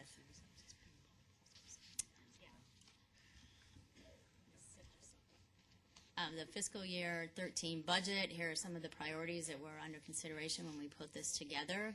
These should be familiar with the council, some of the initiatives here. Just a Joe? quick question for the city manager. Can you go back to that one slide? I think it would be helpful as we move through the budget process, at number 2 bullet point, improving efficiencies, customer service, cost structures, encouraging innovation to improve service delivery. What the departments are doing to hit that bullet point. It would be helpful, some type of written, because again, this is where our priorities are, and I know this is what we like to put the focus on but it would be nice to hear where that's coming from, so. Thank you. Yes, there are things already in play, and what we'll do is we'll provide the actuals and facts as far as what is being done. Okay. That'll be ongoing as well, I know, certainly. but it would be nice to hear that since that's our focus, so, thank you. And as another effort to tie this to the budget, once you finalize the strategic plan, we will include in the budget document the link of all the departmental budgets and requests to those planning elements.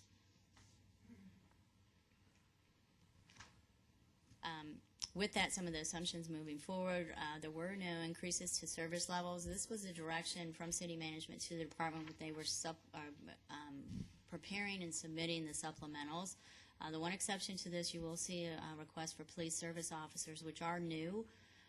The intent of those, and the chief can speak more to the detail on this, but the intent of those is to take some of the functions that are currently being done by sworn officers and keep that with the non-sworn position and provide more patrol time for the police officers. Again, we tried to absorb where necessary.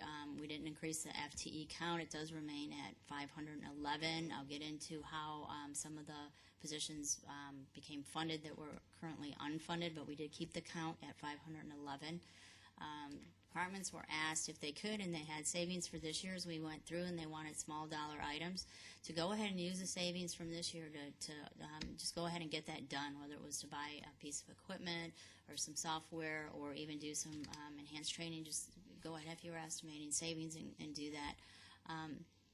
We looked at future enhancements and trying not to increase the operational budget for those items. Wally? Yeah, I have a question. Did you say the chief was going to explain?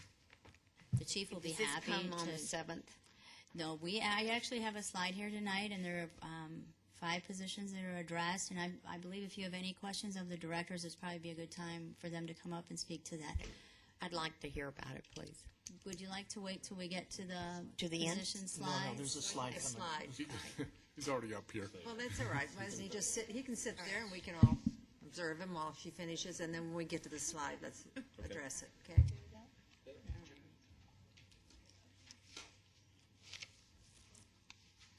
Okay, and then within the parameters, going back to, we did the revenue estimates, I believe it was 3 weeks ago. Again, we were looking at ongoing revenues that could support any ongoing increases. So again, not just for next year, but the year after, the year after. Sales tax were up a little bit. Construction sales tax is up for the one time. So we were looking at keeping within the $3 million for ongoing, one time about 2.7, and then we also did include reserve funding to address the IT fleet and risk reserves to make sure that we could continue that funding at that level. Joe? Just real quick, what is our surplus looking at this year? Excess revenue and revenue savings, expenditure savings for the general fund. What are we looking at from a surplus? About $2 million. About Carry- $2 yeah. $2 million? Less carryover. What are we looking for construction sales tax this year? The Estimate. estimate, John? So that's a- 3.7 million? So that's 2 and 3, that's 5.7 million for one-time money, right? If I calculate correctly? It's round numbers, right? 5.7. We got, okay, all right, we got what, 4.5 there? So, all right, I'm And just trying to get a we- feel for where the rest of the one-time money is. Right, and we want to allow discussion on all the initiatives coming forward, and then put that together in a balanced plan Okay. for you. Any other questions? No, I just kind of, I kind of thought our surplus was going to be maybe a little more than the 2, because our revenues were a little higher, and we usually always have expenditure savings around 1.5 or something like that. So Right. I thought our actual surplus would have been closer to 3 or something like that, but again, just a guess, so. And the reserve funding is coming out of the one-time for Right, next year. right, no, I understand that. Bill? Sorry. Risk reserve, is that for Dean's risk, Correct. which encompasses attorney. what? Pending claims, Pending claims? up and above what the pool covers. Could you say that a little louder in the It's microphone? pending claims up and above what the pool would cover. It would be litigation that Rorick's involved in, and also any risk management type issues. So someone drives their car into a pothole, blows out a tire. Probably a larger claim than that.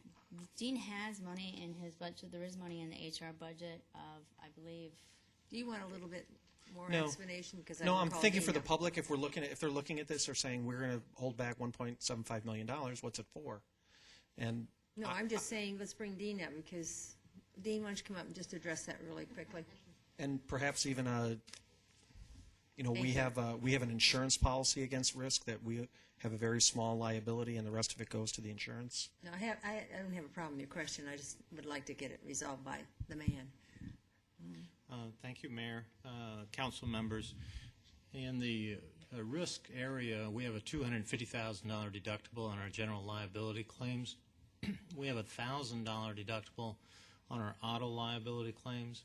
So the auto liability side is not as much of a concern in terms of the deductible line item, but we do have several claims that are pending that have the potential of being a $250,000 payment should we not be successful.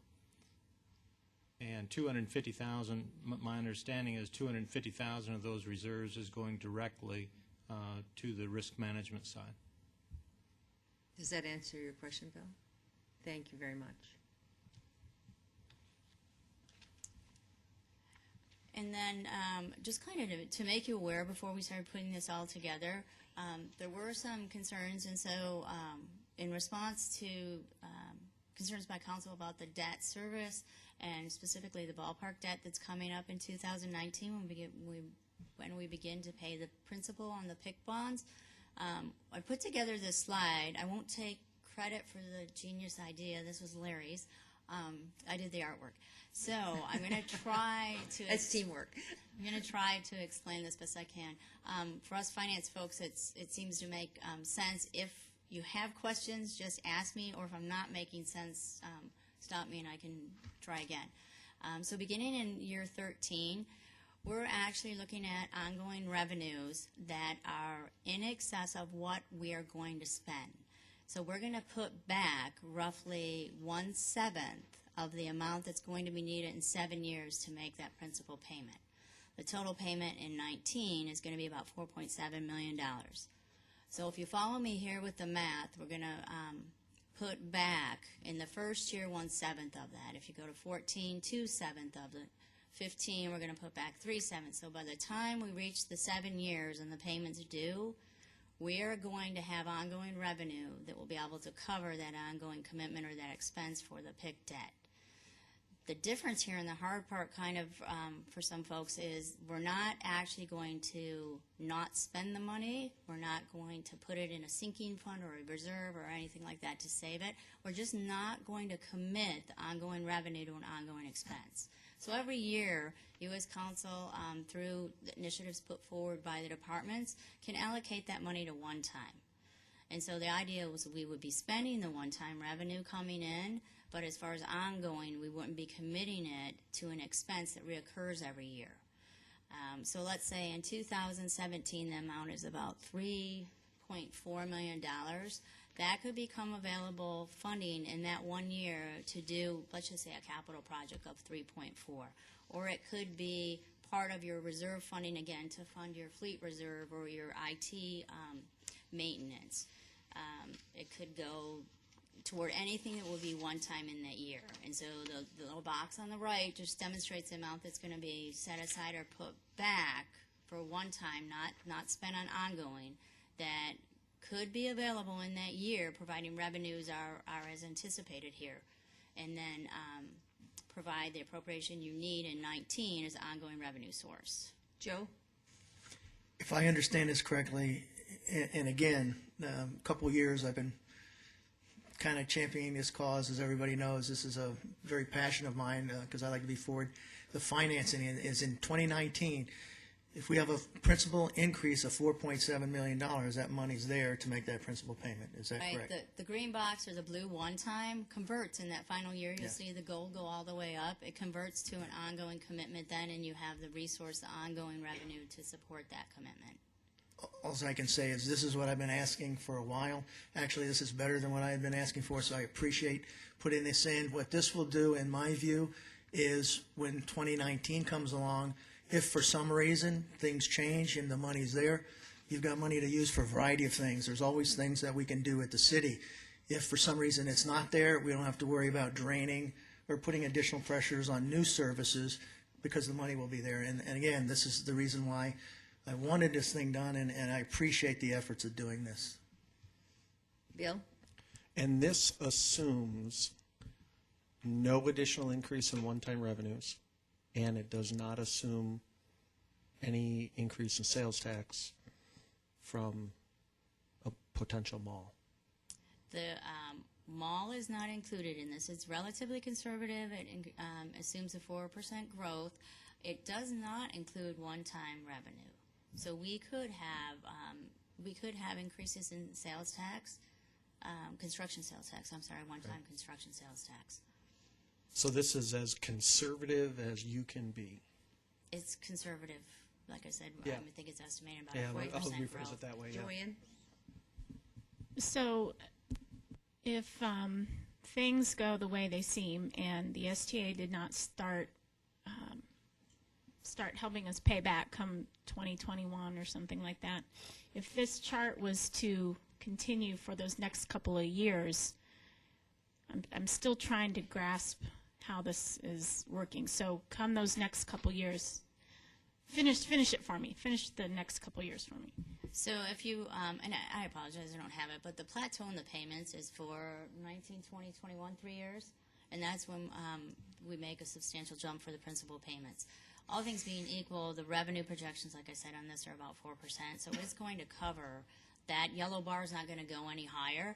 The line will continue to go higher. The other thing, and I probably should have said this when we started, this is just one option. Again, there's a number of things that can happen between now and 2019. The mall comes into play. The STA does pay us back. We refinance. There are a number of options. This was one thing that we know that we could do today based on, again, conservative revenue estimates, expenditures as they are, base budgets going forward. And I appreciate that because we need a plan. I mean, we don't want this sneaking up. Well, it's not going to sneak up on us. It's going to be there, so we need a plan, I think. No, City manager? What I wanted to point out, and it is a conservative approach, but what it does is we control our destiny. Certainly if the mall comes in, we don't control that. When Arizona Sports and Tourism Authority, if the hotel taxes that they get and the rental car revenues come in for Arizona Sports and Tourism Authority, they may have an ability to pay us back sooner rather than later. Right now it is 2021. Originally it was 2017. There may be legislation where you think that there will be at some point to really bolster spring training because of the impact on cities that really is a statewide benefit and over $330 million a year. So, but we can't control that. What we can control is how we approach our spending. So that's why we as staff are very pleased to have this to bring before you. It also is ongoing, as was pointed out by Terry. So subsequent years, we're already set up to make those additional payments until such time as we do pay off the ballpark. And that is, it's a 25-year debt service on that total for when we started. And of course, by a certain date, we're not sure, the development around the ballpark will start taking place, which should increase our revenues, our tax revenues, so. And the other thing that I'll point out, when we show you the balancing, you will see that this year the amount available for ongoing, we haven't committed all that to staff requests or increases to the budget. You'll see a set aside for ongoing revenue supporting one-time. That's what I kind of figured when I seen those numbers that would tie partially into this. And we'll do that every year, just so you can kind of follow that. Any other questions on this? And again, I just kind of want to put this out in front before we went through a bunch of the budget initiatives, because I know there was a question and concern about that. I'm not going to address each of the initiatives, just a couple comments on here. Here are a list of some of the major one-time funding. Again, if you look in the book, you'll see it by department. You'll see every request that was in there, the ones recommended for funding. Substantial ones are election costs coming up next year. I believe it's about $140,000. General plan update is another big one coming. Talked about pass-through costs on a few of them. No doubt what you'll see is a number of deferred maintenance items. I mean, we haven't had base budget increases, so you're going to see some requests to fix things up and, you know, buy some parts and supplies and things like that. Also staff needs. We have some training and development, again, supplies and equipment to keep that going. There is one-time budget. I'll talk more about the balancing of HERF next week, but we do include a one-time amount for street maintenance. I think in total that budget's about $1.2 million. Part of that is incorporated in their base budget, and another part is the use of one-time funding that we transfer in there. The Sonoran Valley, we started an environmental impact study a couple years ago. There's some additional funding being requested for that. And if you, again, have any questions on any of these as you go through the book, we'll be happy to address them in the subsequent meetings. This is a list of significant ongoing items. Again, you start to see a theme here, some deferred maintenance, some reinstated employee benefits, training and development. We do include the CIP cost of the RWC radio project. I believe there's a request in from fire and police, although that will just be, it'll end up in the telecommunications budget when all is said and done. Police overtime, we are pushing the line on that one. There's one of the things that is really, as far as the base budget goes, we're really pushing the envelope on that one. So you'll see a small increase. I believe it's about $50,000 for that. And then no surprise, utility costs increase. And APS raised the rates. We raised the water rates. So did the other local water company. You'll see some requests for that too.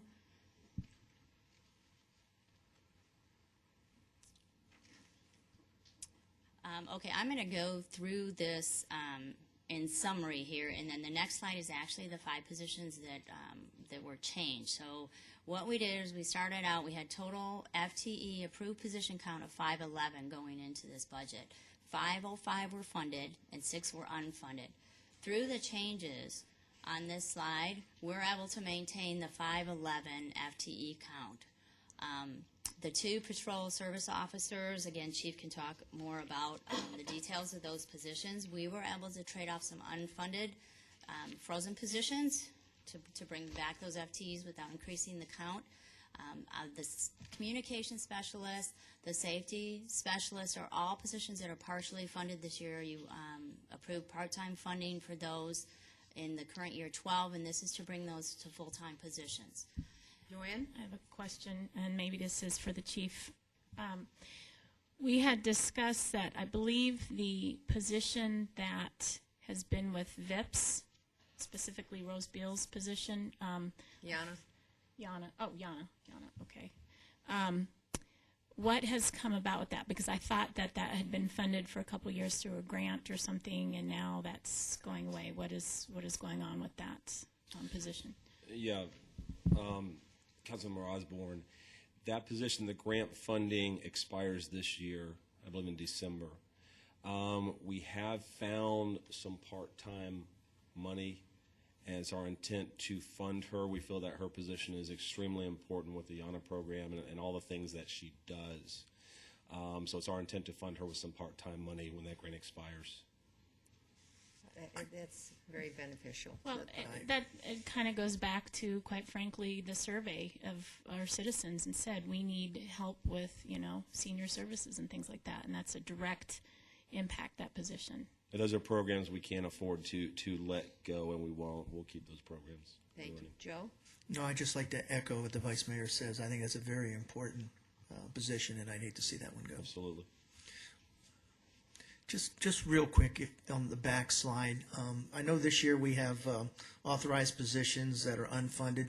When this gets done and we move all this around, I would suggest that all positions that we authorize be funded. If they're unfunded, let's get rid of them, because if they don't rise to the cream what you're asking for right now, you can always come before council and ask for another position. So if it makes it through as unfunded, I think we should just get rid of all the unfunded and either funded or not. So For the proposed budget moving forward, the positions are all funded at 511, and that'll be the total approved FTE count. We were able to move around some other positions. One of the staff assistants, it was in Public Works, actually moved over. Attorney's office has the third part-time position that you approved for this year, and again, by reassigning that position to the attorney, they're going to benefit of getting the full-time position over there, but it's not affecting any of the budgets for the counts. Moving ahead, again, the two specialist positions are currently part-time funded. The assistant to the mayor, as a refresher, that was funded previous to budget cuts, and we did have that position frozen, unfunded. It'll be brought back again. And then there is half-year funding for a battalion chief. That's somewhat as a result of moving when the chief came over to underfill in the city manager's office. There was a position that was funded or frozen that year and resulted in savings. And again, we'll be moving everyone around, and it kind of works out that that position is unfunded currently. They're being brought back, and they're asking for, I believe it would be like a title change to bring back a battalion chief at half year. Wally, did you have a question for the chief? I wanted to know what positions you're not funding. Could you, I'm sorry, you just pick the microphone and say that again, please. What positions are you asking that we fund, please, and what are they going to do? Yeah, the PSO positions. The PSO program is a program that's very successful across the entire country in law enforcement agencies. It's a way basically to civilianize some of our functions at a reduced cost. And the way it works is that these are civilian employees. They are trained in report writing, crime scene processing, crime prevention things, directing traffic at accident scenes, parking enforcement, all these different things that sworn officers do. So to give you an example, on a typical day, a burglary call comes out that happened overnight where there's no chance of a suspect being there. We will dispatch the police, the PSO, to that call, and that PSO will work that call all the way through, whether it takes 1, 2, or 3 hours, depending on how extensive the scene is, and thus freeing up an officer, a sworn officer, to do proactive patrol, self-initiated patrol, or even going to other calls. As soon as that PSO finishes that call, they'll get dispatched to the next one, and so forth. If there's a bad accident, that's a person we can call to help direct traffic rather than tying up a sworn officer. The good thing about it is that these civilian employees have a salary approximately $35,000 compared to an officer, which could be 50 or 60. So it is a huge cost savings to use civilian employees in this role. And actually, we found that because they do so many reports and they do so many crime scenes, they actually become better at it, and they do it quicker than the sworn officers over time who don't handle as many. So it's a great program. It's been very, very successful in other agencies. When we're talking about response times to calls, and I hear more and more on the radio where we're stacking calls, means we have multiple calls holding that our officers are going to. Those things, we don't want to happen. So this is a program that would definitely benefit us. So you're talking about hiring two and then training them as PSOs? Yes. And they will not be sworn? They will not be sworn. Is there any reason why you're not training the volunteers in police service to do some of this? I know they are trained to direct traffic at accidents. That's the first job I ever learned as a VIPS. And I would suspect, I mean, speaking from experience, your volunteers, if they're not given meaningful assignments, they tend to lose the enthusiasm to stay as an active volunteer. And is there any way you could use them even more? I'm sure we probably could. We can look at that. I can tell you these PSOs receive a significant amount of training, and it takes time to get them up to speed doing all the things that we would have them do. And how much does it cost us to train them? The cost, the one-time cost, I'm going to defer And is to that in your budget? Yes.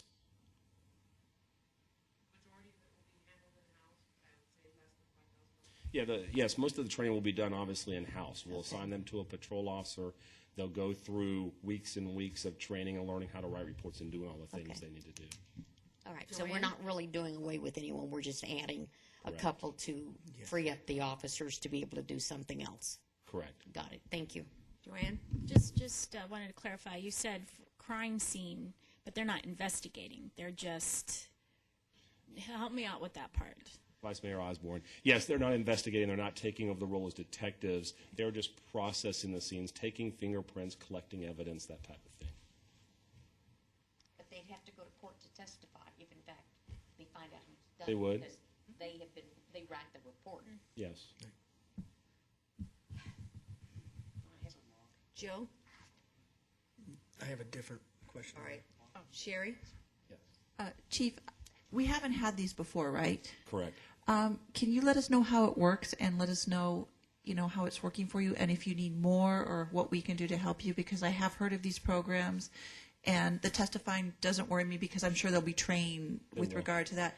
And what they're going to do is just merely going to be what's called chain of custody. It's not going to be a major deal. They're not doing the analysis. So that doesn't really worry me. But I'd like to have an update on this once you get going to know how it's going. Absolutely. Thank you. Joe?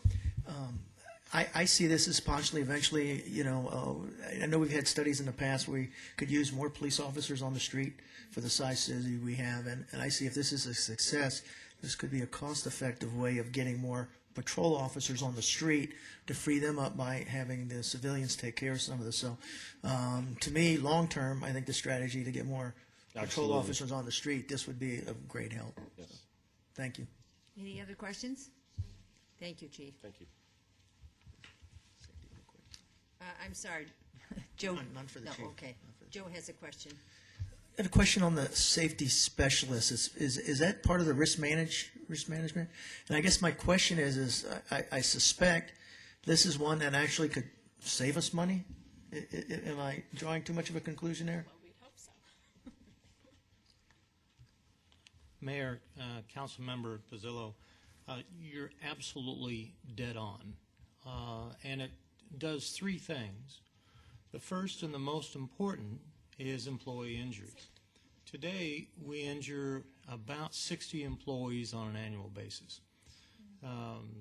City management saw the need last year. Risk management brought that before management and funded on a part-time basis a safety specialist position. We started in some of our key departments, and our results in the first quarter for this year, last year, first quarter, we had 12 employee injuries. This year we had 4. What that means to the citizens is that we have employees on the job versus employees that are injured. But from a cost perspective, it does two things. A year ago, we had approximately $72,000 in expenses for those claims.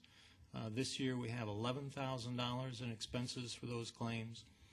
And when those claims hit in any given year, what happens is they impact what's called our experience modifier. It simply is an experience multiplier. Last year, it was 107. That means we pay 7% more than the average employer.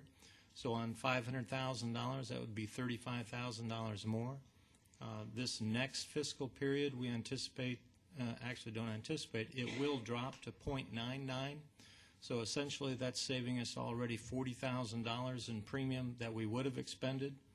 And we anticipate that to drop over the next 2 years to around 0.80, saving us an additional $100,000 per year. So I guess the question I have is, right now it's part-time, but you're saying that we need that to pick up the remaining savings from a workload standpoint?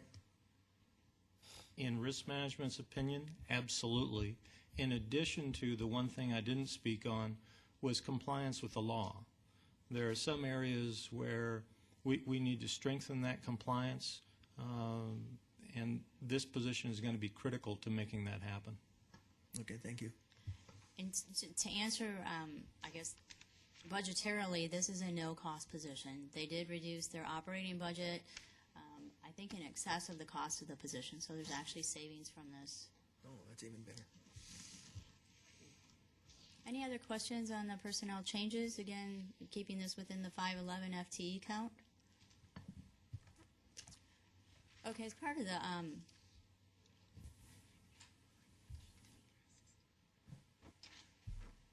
Excuse me, I'm sorry, Bill. I see we're coming to the end, so I want to, I think, jump back and, Brian, I have a question about the Sonoran Valley EIS project and the additional costs that we showed as one-time increase. In looking at the information we were provided tonight, it shows that there's really no theoretical cost this year because it's being funded from development impact fees. Is that what I'm reading? No, I can explain the funding of it, and then Harvey, if you can help me out in the programmatic part. We actually are going to look for project savings within the CIP. We've identified a couple of projects where we're not going to fully expend the budget, and so it's not additional cost. It would be used from savings. Okay. You know what the cost is? Page 51 in the book. 5-1. Yes.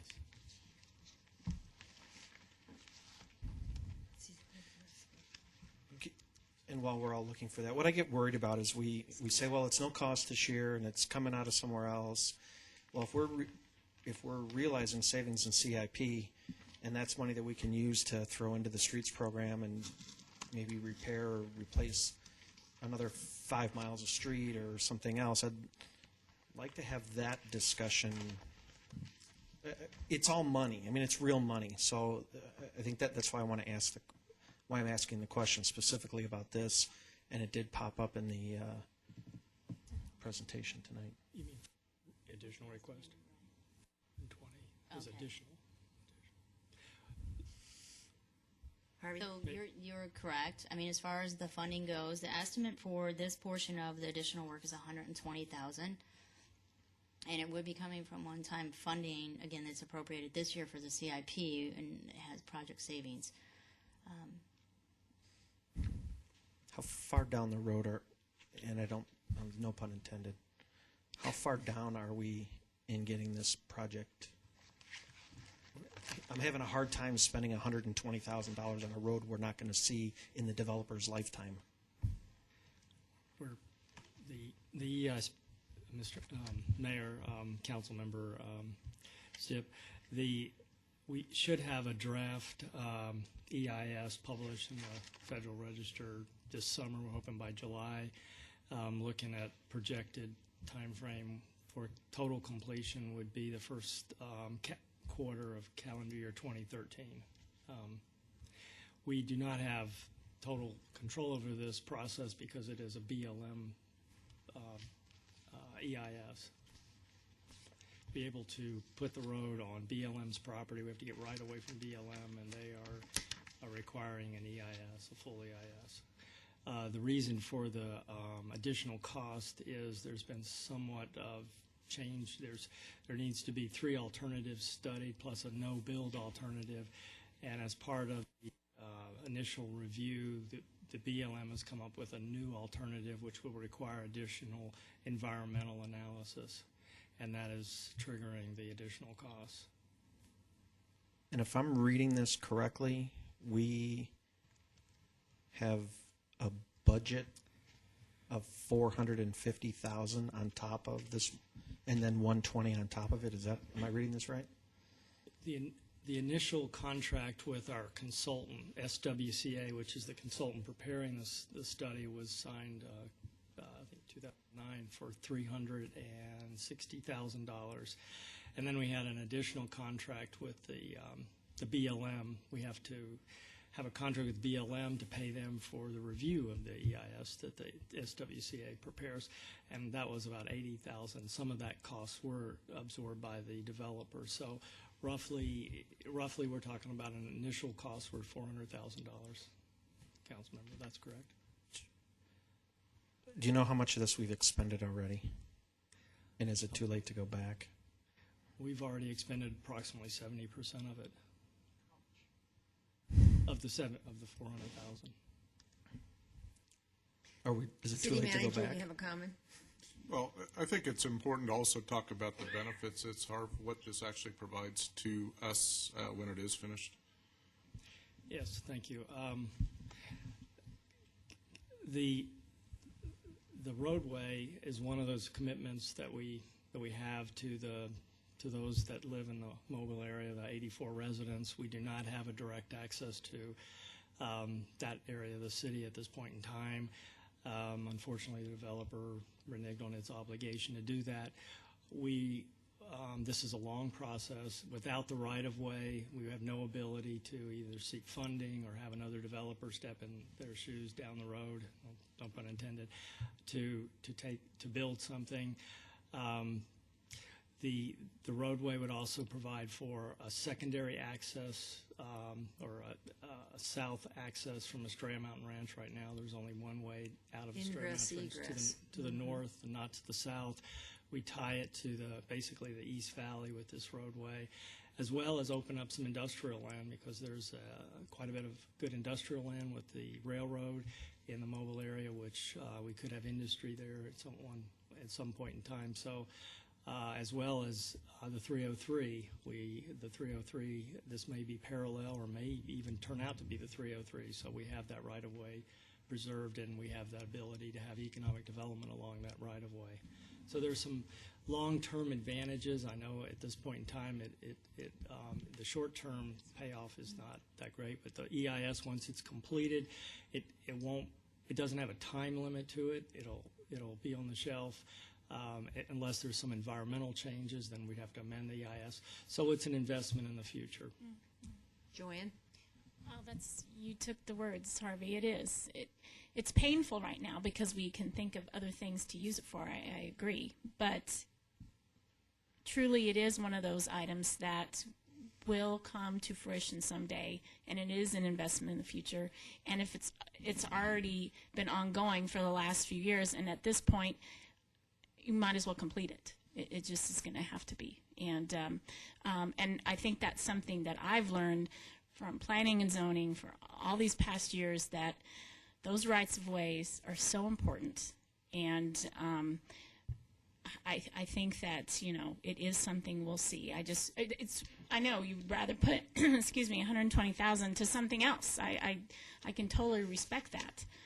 But at this point, I don't know that it's something that we change. It's too much. You're right. Yeah, it's 70%. Yeah. It's a shame. I have a little question. Did we shop around did we send this out to bid, and they bid $360,000? I mean, how did that come about? That seems like just a huge amount of money to study something when there's nothing there. I'm sorry. Councilmember Campbell. SWCA was the contractor that was initially hired by Montage to do the EIS. They initiated the EIS through the BLM, and so they had done some work, and they had paid SWCA to do some work. So we just hired them because of their knowledge and experience, and already had collected considerable data. So we just entered into a contract with them to complete it. The original contract was for over $500,000, so that wasn't that we paid, but that's what the Montage was paying.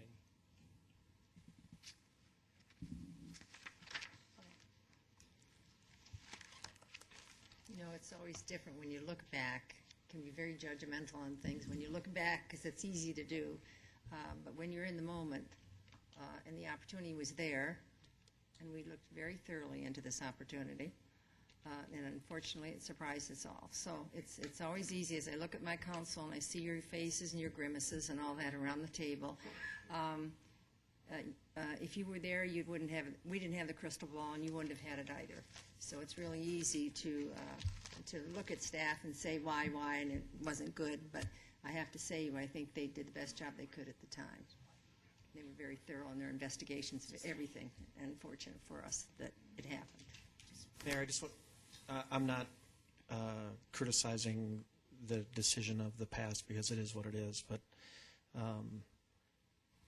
it's very, when Montage went bankrupt and they said no, I mean, quite honestly, I think we probably should have looked at that as an opportunity for us to say we're going to not go any farther either, and not De-annexed? no with the EIS, and waited for that process to go further rather than commit 3 or 4 years of our time plus several $100,000. I mean, I think if the crystal ball being what it is, and it's very easy to sit here on Monday morning and talk about the game that happened yesterday. So, but please, I just want to make sure that everybody is aware I am not being critical of the decision because it is what it is. So, I'm happy to serve the area of Mobile and provide what we can down there. So, Thank you for your explanation. I appreciate it. Thank you, Harvey. Are there any other specific budget questions from the presentation tonight? Okay, then moving forward again, I want to remind you we're going to talk about the enterprise funds next week. There is a work session that is scheduled for the following week that would include any discussion that you might want to have, including policy discussion. The draft is scheduled right now for May 7th. And with that, Winnette and I believe Dean or just Winnette will come up and do a follow-up on the employee compensation from a couple weeks ago. And Winnette, if you will allow us, we're going to take a break. And so you think 7:15? You need a little bit longer than that. No, that's fine. 7:15 is fine? All right, for 7:15, it's you at the table. My legs. Terry.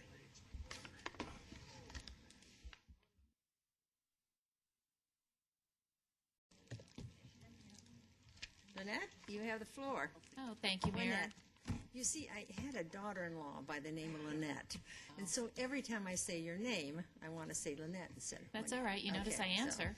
Yes, thank So, you. That's okay. Thank you, Mayor and council members. Dean Kokenauer and I are back as a follow-up to our compensation and benefit conversation that we had on April 2nd. And in front of you, again, technology is wonderful, but when we downloaded the PowerPoint presentation, we wanted to make sure that you had enough information to discuss the topic tonight. So we have added additional slides, which we understand you don't have in your iPad. So we have made you a hard copy, which we provided for you, and so you can follow along.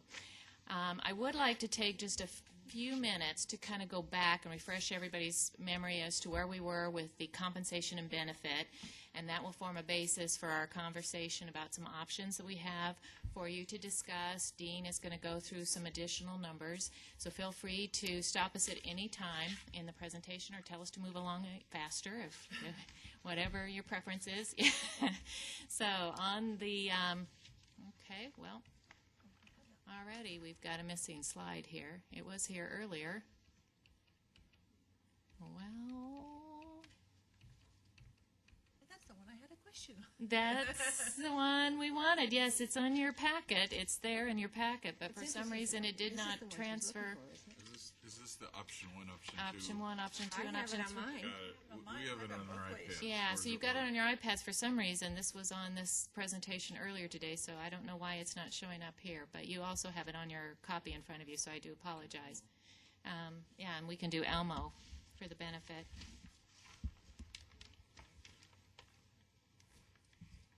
And Dean's got a copy there. Yeah, I don't have it on mine. Do I say that? May we have Elmo, please? Here it is. Oh. You're not going to see that. Oh, you have the lights in front of lights. There we go. Okay. Now zoom in. Now zoom in there, and I'm going to let you operate that. My co-pilot here. Oh, there was a co-pilot. Strobe lights. We got disco going on. Oh, advanced technology. This is normal for Joe. Joking, it's like a flip book or something. Okay. I just usually unplug something at that point and start over. Yeah. There we go. We've restarted it. There we All go. right. Okay, don't touch anything, and we'll move forward with that. Okay, just as a refresher, when we met on April 2nd, we had 3 options, option 1, 2, and 3, that we presented to council as compensation scenarios. In option 1, it was the structure adjustments, full structure adjustments for police and fire, and 5% increases to base for everyone in the city, police, fire, salaried and hourly employees. Option 3, I'm going to skip to that one, was an option for one-time lump sum and different percentages for everyone in the city that did not include the funding of structure changes to public safety. In option number 2, this was funding of the police structure, 2-step process on the fire structure, lump sum for police and fire for those who did not receive a compensation due to the structure changes for public safety. Those are the individuals that would not receive anything or less than 2.5%. So they recommendation for a lump sum. And then a 2.5% increase for salary and hourly employees to base. And something I want to point out here, and I don't think I made clear when we met last time, and as to why we did choose to focus on the public safety structure adjustments first rather than the hourly and the salaried, because there are also a need to focus on the hourly and salaried, as we saw in the market study. And when we do look at the competitiveness of our salary structures, we look at it in 2 different ways. We look at the internal equity and we look at the market and how competitive we are in the market. And internal equity, that's where we compare jobs, the knowledge, skill, and ability. We generally use kind of a point factor system, but it's a way for us to put jobs within a salary structure with similar skill, effort, and responsibilities. Then we balance that also with what the market's paying for that job out in the market. And so we look at both. When we look at police and the public safety, this is a really easy one to get through. It is very easy because your job descriptions are already established. There hasn't been a lot of changes to those jobs. A police officer is a police officer and a firefighter is a firefighter. So we don't have a lot as far as looking at the job descriptions and reviewing those. And the internal equities pretty much established by the hierarchy, your chain of command. So your internal equity within those pay structures are established by that chain of command. So the only thing we had left with the public safety was the market. And that was very easy to compare and make recommendations on that. We also want to be cognizant of the fact that when we do lose a police officer or firefighter, the cost to replace a police officer is great. Just in looking at equipment, car, all of that, it's much greater than a hourly or salaried. That does not minimize an hourly or salaried employee at all. It just means the cost to replace a police officer is greater. And we do need to recognize that for citizens, public safety is a priority. So we chose to work on that structure first. We have already begun evaluating job descriptions for the hourly and salaried. We are reviewing those, making sure that they're accurate. We'll look at the comparisons on knowledge, skills, and abilities, make sure they're in the structures as they should be, and we will look at what we need and make recommendations to the council, what we should do on salary and hourly employees this coming year. So it was just a matter of which was easiest, fastest, and it's a priority for citizens. Sherry?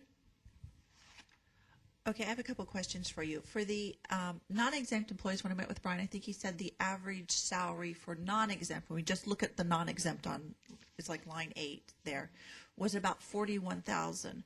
What's our average salary for the exempt employees? That's my first question. Okay, and I want to kind of back up. When we looked at the hourly salary for the average salary for the hourly at the $41,000, that was the average salary for those taking full family coverage, because when we were looking at the ones that would be most impacted, it doesn't change much. When we look at non-sworn hourly, the average salary is $45,868. That's without the sworn in there. Okay. And as far as exempt, I don't know. Vicky's looking that up, and we'll have that for you in a minute. Then I don't know if you sent this to everyone, but I do want you go ahead and let us know that. For the salary, the exempt, that $292,000 pot, how many employees is that distributed against? And then I guess for the non-exempt, that $290,000, how many employees will be sharing that amount? And that is the number of hourly and salaried that we have. And the current hourly in the salary structure is 102, or excuse me, salaried is 102, hourly is 198. And that is because if they're eligible for a step, they get the 2.5% in policy, 200. If you're already topped out, you get one time that amount. So anybody who's hourly or salaried would receive something.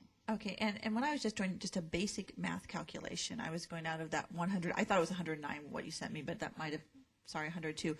I come about $2,700 per person for the salaried, and then when I look at the hourly, they're only getting $1,460 per a person on an average. So I guess my concern, and I think we all brought this up last term, is we feel the hourly aren't really getting as much bang for the buck. It seems to be going, I mean, you have a smaller group of people sharing in a bigger pot of money. I would like to see maybe we, instead of a 2.5%, maybe we give them a 2% and move that other 5% over to the hourly employees, because I think they're really, and then they kind of get closer to the same amount. So that's just kind of where I am. I'm okay with the police, fire. I understand about all the steps. I just think we're not doing enough for the people on the lower end of the grade. Okay. The average on salaried non-sworn is $86,928. Well, yeah, then that really makes me feel like we're really not doing enough for the lower end of the grade, especially when we just got the employment numbers at like 8%. So that would be my suggestion, is take some of that pot of that 292, a little bit of that, and move that over to the other people so we're not spending more money. Okay, so your recommendation was take some of the 2.5% going to the exempts and move it to the non-exempts. Over there to boost them up a little more. Okay. 86,928. City Manager. Comment on that is a couple of things. One is not to get ahead of Wynette's presentation, we'll be talking about how we actually look at the hourly and salary as we go into this budget year, as far as structures, as far as what we're doing. That's later in the presentation. What's very important, though, is certainly appreciate comments, but it's important for us to also make sure that we have while we're not voting on it, make sure we have the direction to start making changes at this point within what's being proposed. So if I could just bring that up as far as making sure that is, certainly appreciate the comment. If that's a direction of the bulk of the council, that would be important to know. Right. What I think I'm going to do is we do have, now Could we go back to the PowerPoint presentation? There we go. We do have some information on the different structures, but I'm going to skip ahead to this particular slide here, and we will go back and touch on those because we've already kind of started talking about that in that particular area. When we last met, there was some discussion as to whether we should add 0.5% or 1% more to the hourly employees and what that might look like, what the impacts would be. And we did go back and we did calculate that, and we also came up with an alternative that we wanted to present and let you discuss, and then have the council give us direction on how you'd like to see this, see us proceed. If we were to add 0.5% increase to the hourly employees' salaries, it would be an ongoing cost of approximately $53,642. A 1% increase would be $107,285. So that would essentially, if it's 0.5%, take them from 2.5% to 3%.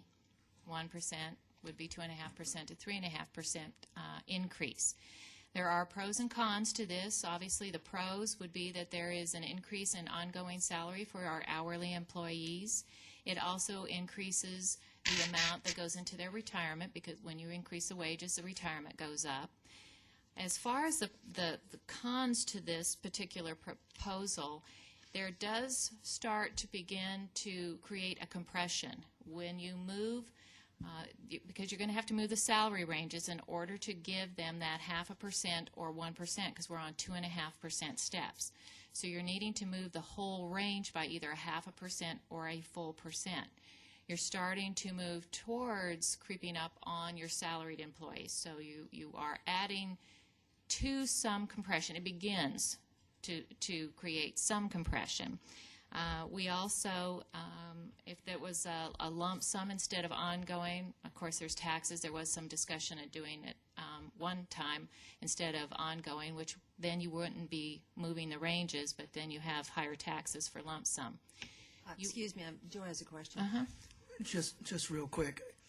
The compression issue, I have maybe a little different perspective on that, because, and I realize it's an average, so if the hourly is at 90% of market and the salary is at 95% of market, and again, I know being an average, one could be 85, you got to really look at each individual position, but if they're already 5% on average, I'm not sure how much compression that ends up adding, and I can appreciate, because we look at not just the market, we look at the positions, but if there's a 5% gap there already on average, I'm not sure if that's a valid con, but that's just my perspective.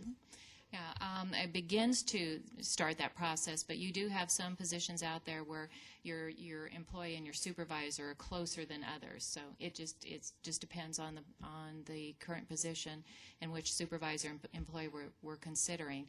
The other one is it does begin to create a divide between the hourly and the salaried employees, and that is just a con. It is not, in support. It's just that there has been, conversation around that. So No, and I can appreciate that. My concern is if they're at 90% of market and the others are at 95, they're already below where they should be to start with. So.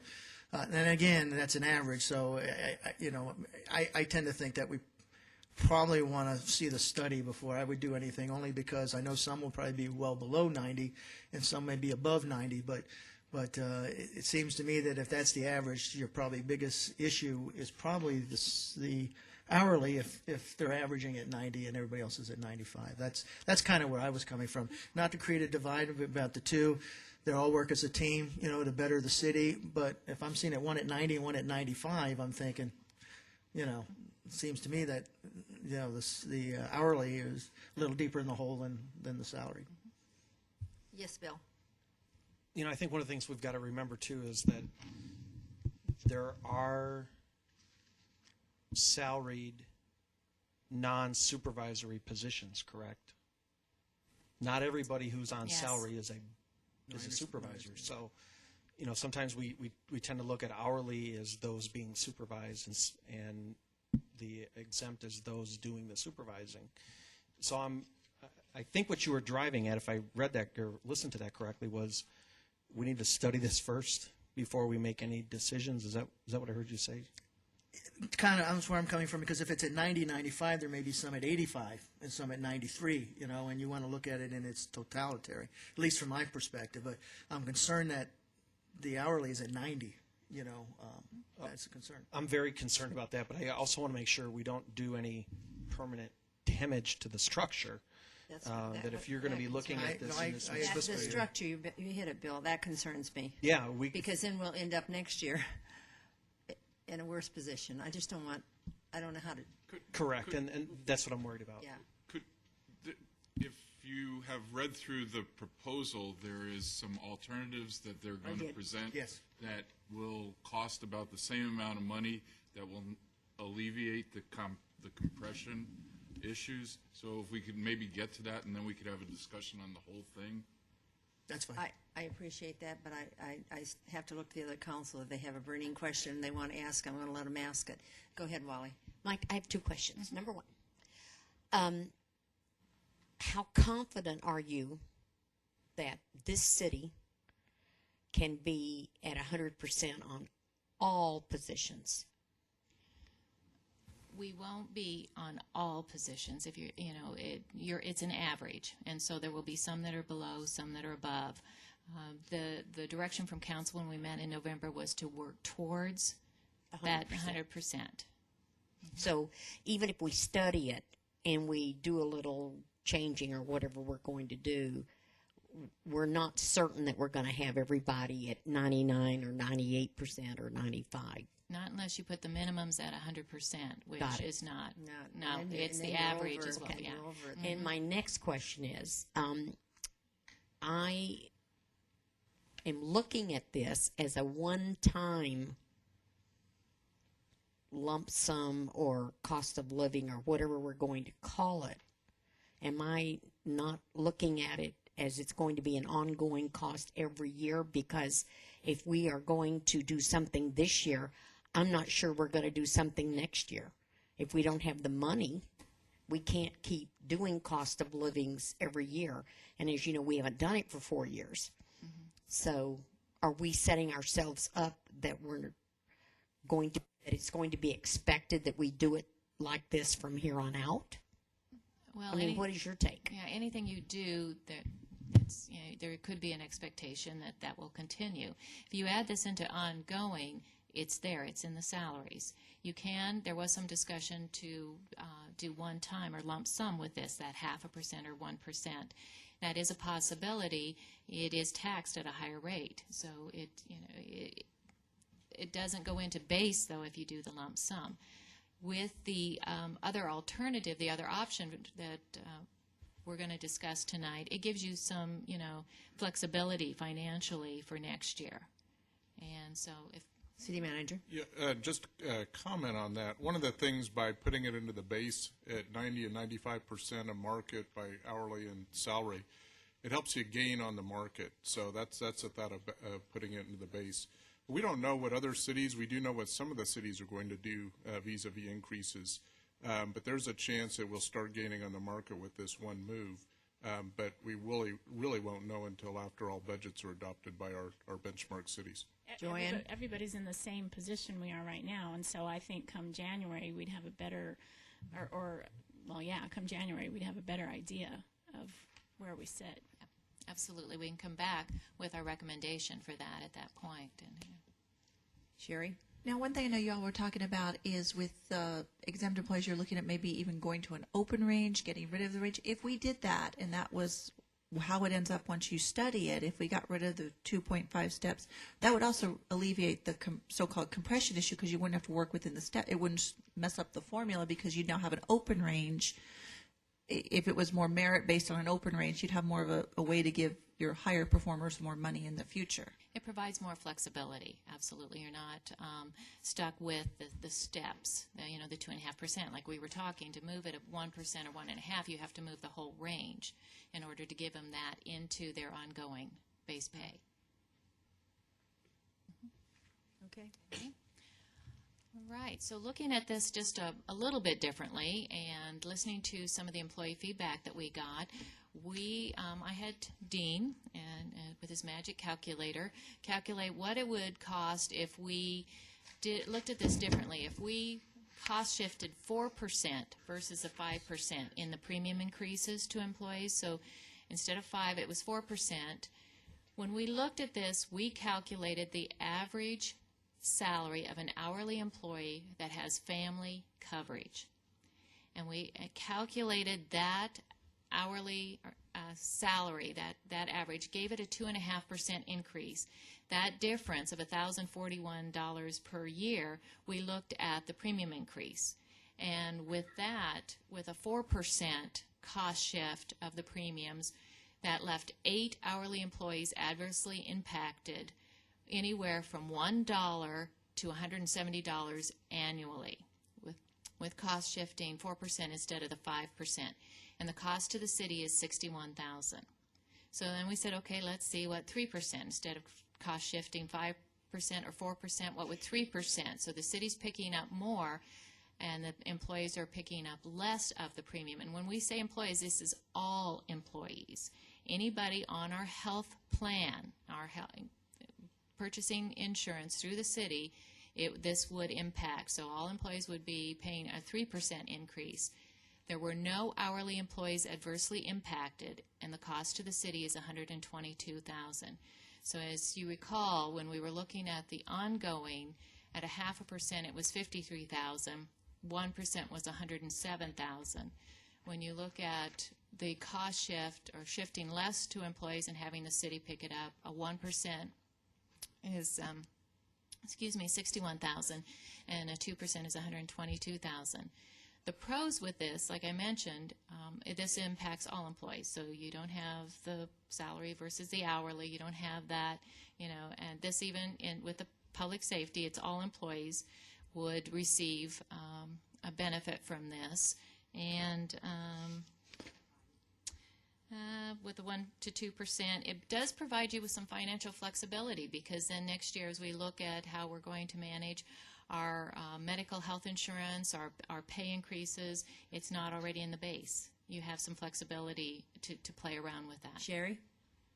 So what would be the gross change in the take-home pay for the hourly versus the salary? Because if it's offered to everyone, I think we still have that same disparity. I don't think it cures the disparity between the two. It doesn't change that, because that's what we would be working on with the market study that we'll be bringing back to you. So that doesn't change. You still have that 95% of market. No, I mean the disparity on, for example, how much, because you're exempt is still going to get a significant raise and have more money in their paycheck. But even looking at impact from 1 to 170, it sounds like these people on the hourly are just barely going to break even. I guess that's my concern. I don't think it really balances that out at all. And you're correct. It would be just everybody still gets the 2.5%. So it's 2.5% of whatever their salary is.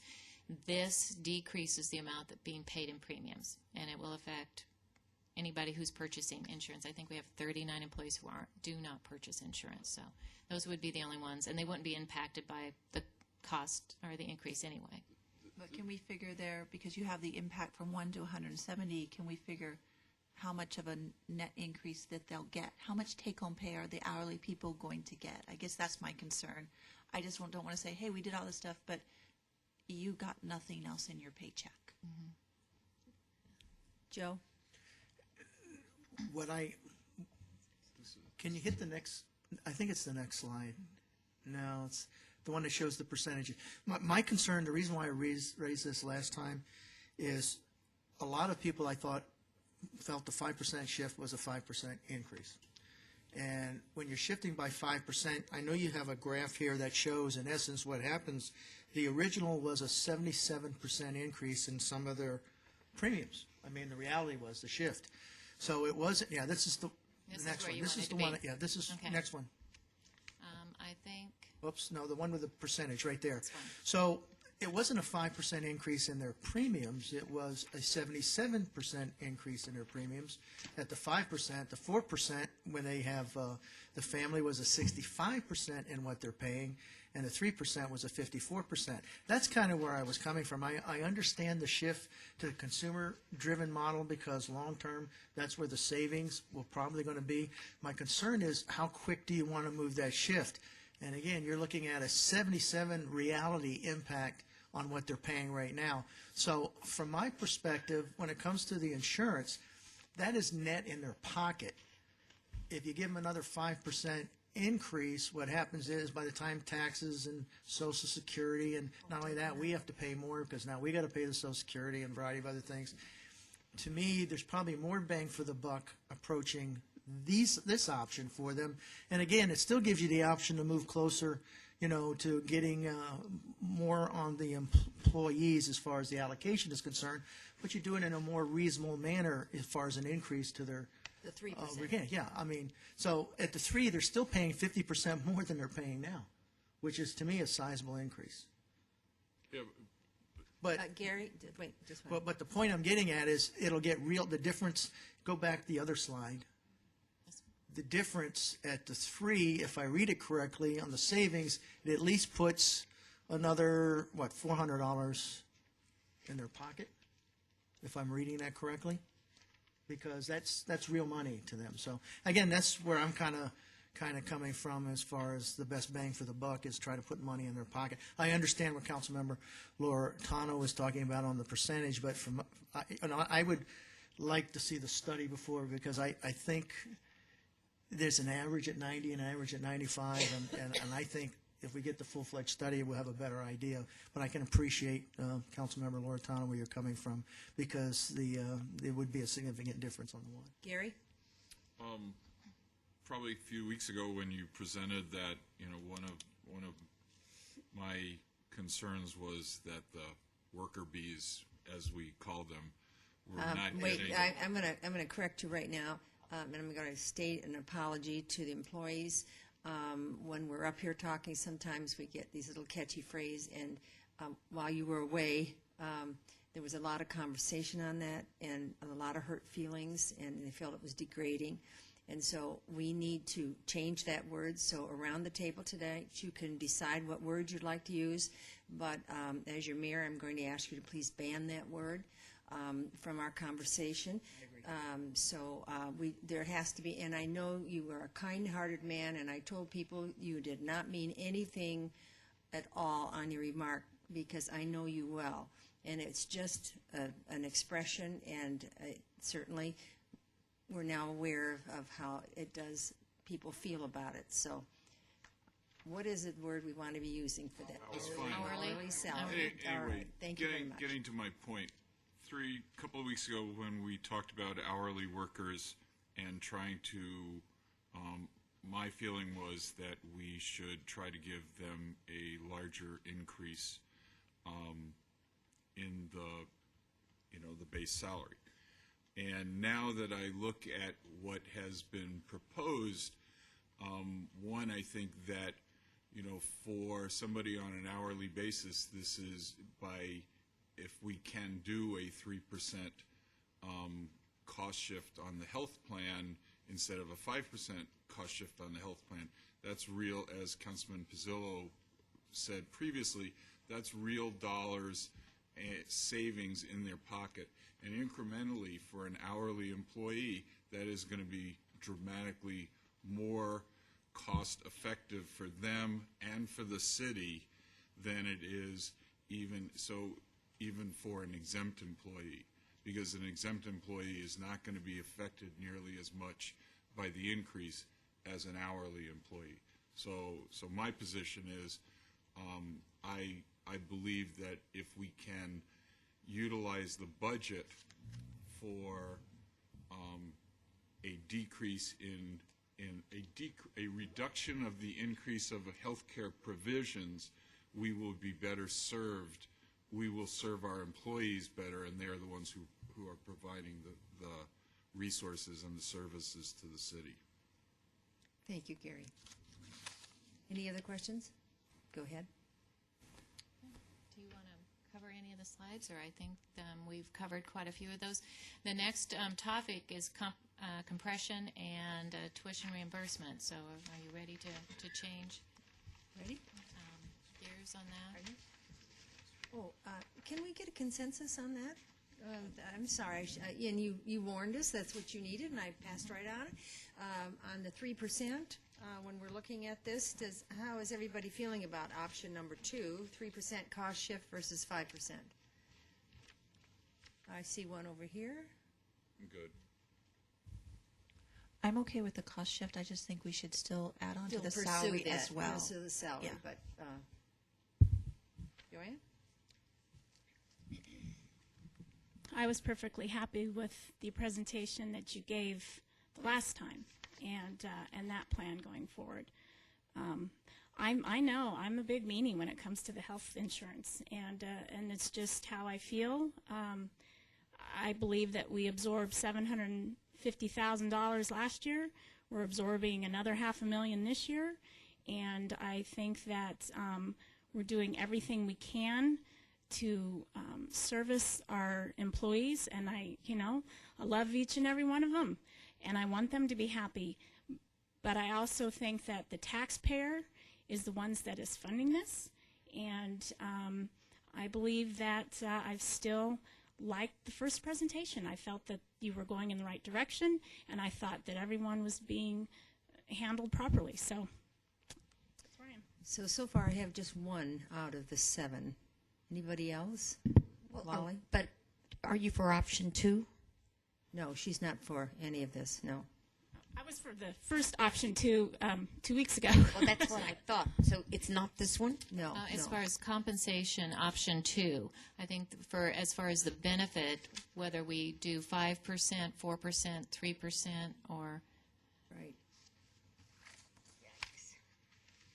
Well, I didn't get a cost of living, and my insurance went up, and I'm paying for it out of my pocket, and I'm not on a city health plan, so, it is what it is. I can only hope Dean shops around and gets the most reasonable health plan he can find for our employees. I know he talked about it, and I know I would be happy to change my provider if I can get a cheaper health plan, truthfully.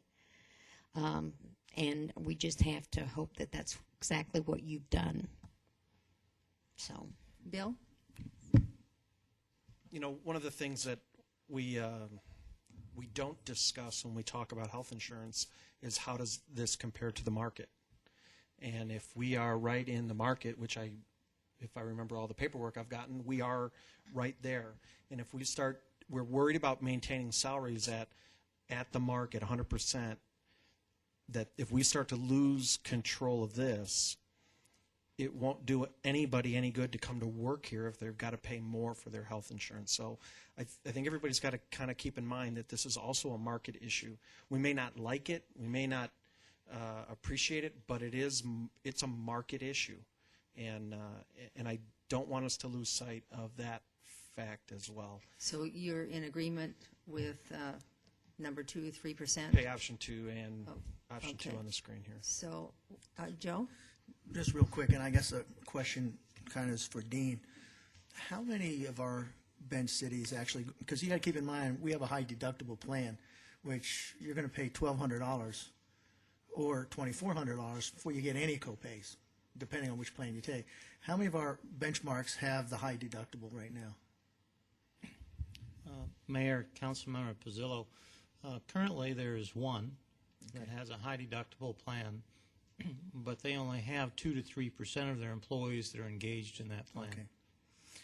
I guess my point is we're trying to cut costs, which I can appreciate, going to the plan which you call, what is it, the consumer driven. But when you have a 54% increase in what they're paying in premiums, I think that's kind of reasonable. If we're going to gradually move over there, I think 54 is more reasonable than 80% or 77, which was the 5. So I got to go with the 3 because I think 54 is a good number. So I counted around the table, and if I count Joanne as a no, and I count Wally, were you, okay, all right, go ahead. I'm not really a positive on 2 either. only like parts of it. Okay, but more towards that. Everything You're not except for taking it off salary the, split. you're not taking it off the table, okay. So we have, okay, so we have 1, 2, 3, 1, 2, 3, 4. 4, yeah. Well, I think Sherry, yeah. Yeah, I'm trying to get, yes, I am. I think Sherry was consensus on the insurance though, right? Yes, Consensus on the yeah, insurance. the number 2. Yeah, let's talk about the insurance, Okay, and then so, we'll all talk right. about the pay structure. And we may need to break this up maybe when we vote on it too. I don't know, but I'm okay with everything on there. On 2. On Just- 2 with all the right. salary. Let me rephrase that. I am okay with option 2, especially with the health insurance change. That helps the hourly frontline employees.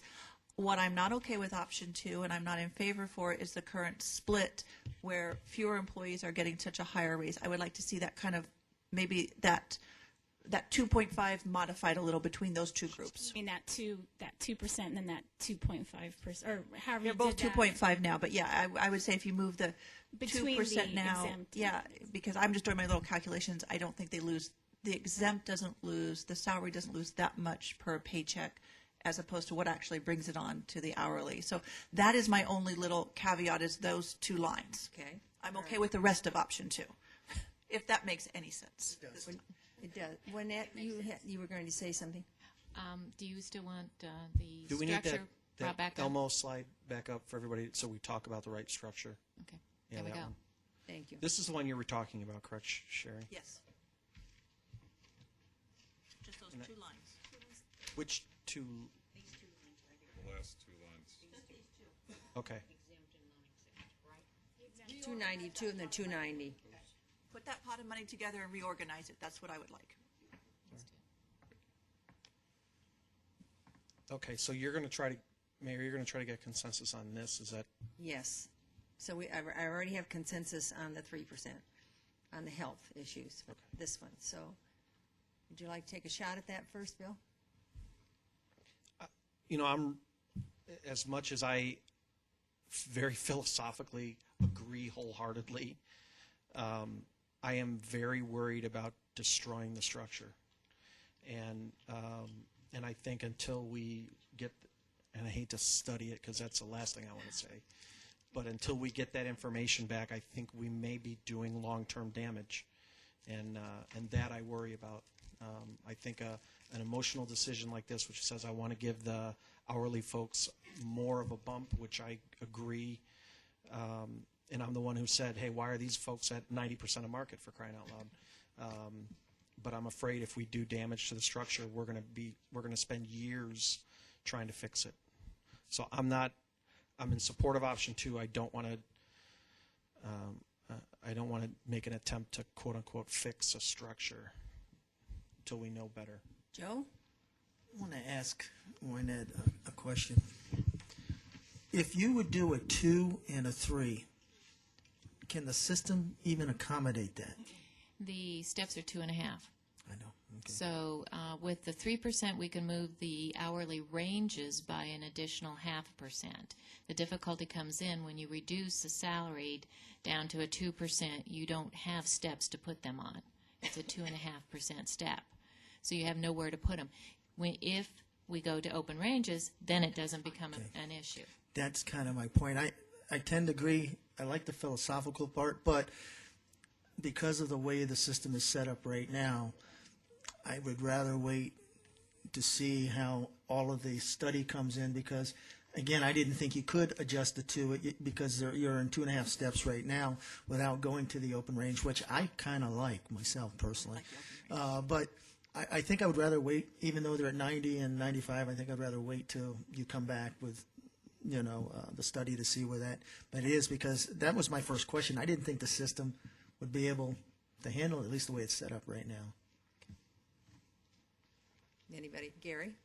I would like to see us leave option 2 the way it was presented by our HR director. I think the problems with messing around with the steps at this point in time is something that we really don't want to go into. However, I really would like to see us move the exempt people into an open range type of salary structure for, and I would be not happy if next year when we do this evolution that we're dealing with steps for exempt and managerial type people. So who wasn't taking, Wally? Nothing to say, I'm done. So, I'm on the fence. I'm on the fence, I'm honest. Yeah. and I'm, I'm leaning toward option, I'm option 2, and instead, I worry about next year. And then we're just gonna inherit more problems and still not have equality.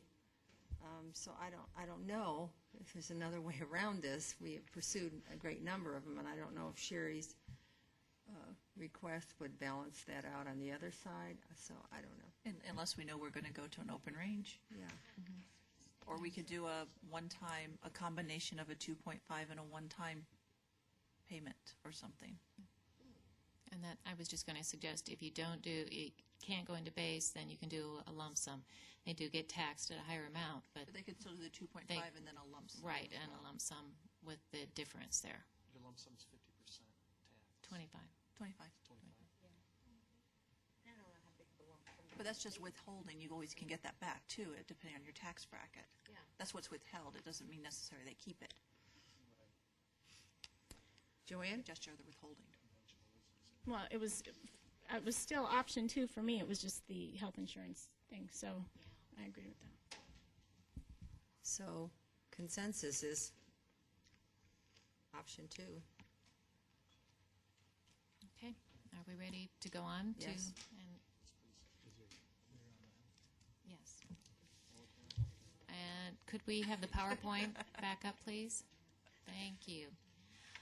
All right, you asked us to research what other cities were doing on compression and make a recommendation. Well, nobody's doing anything. We didn't find anybody out there with any policies, and it was interesting in surveying them. It was, we're starting to see compression in our police, public safety, salary ranges. Don't really know what we're going to do. Good luck with that. Let us know what you're doing. And we did call Waters. We did call Waters to get an idea of what, generally how they have approached it. And they did mention that it is generally used when you're changing pay structures. That's when you do address the compression issues, as we have done with the public safety. So it's very time specific. So to give, to say we're always going to do this with this many years, it really is time specific based on when you're changing the structures and how many years of service individuals have and all of that. So our recommendation was with the police officers 3 to 5, sergeants over 5, but cap it, hearing what the direction you gave us last time, cap it, and I know that says 10.4, that's because that's to bring that individual up to the bottom of the range. That is not to give them anything over that. It isn't anything with compression in that one sergeant's position. So that would be our recommendation moving forward. And we will continue to research Can I ask you a question on that? My understanding, I just want to make sure so people watching realize we're not giving out 10-point raises. Yeah. That's one individual who was in one very odd set of circumstances of when he was hired with the ranges, right? It's one individual, and because of the range movement, is moving to the bottom of the range in the sergeant. So it's in order to keep him within the range, we had to move him to that. I just want people to be clear that it's just It was one individual in the I appreciate you bringing that up, Sherry. He was. We were looking at the compression. We have done away with that on that one particular individual. Any other questions? Okay.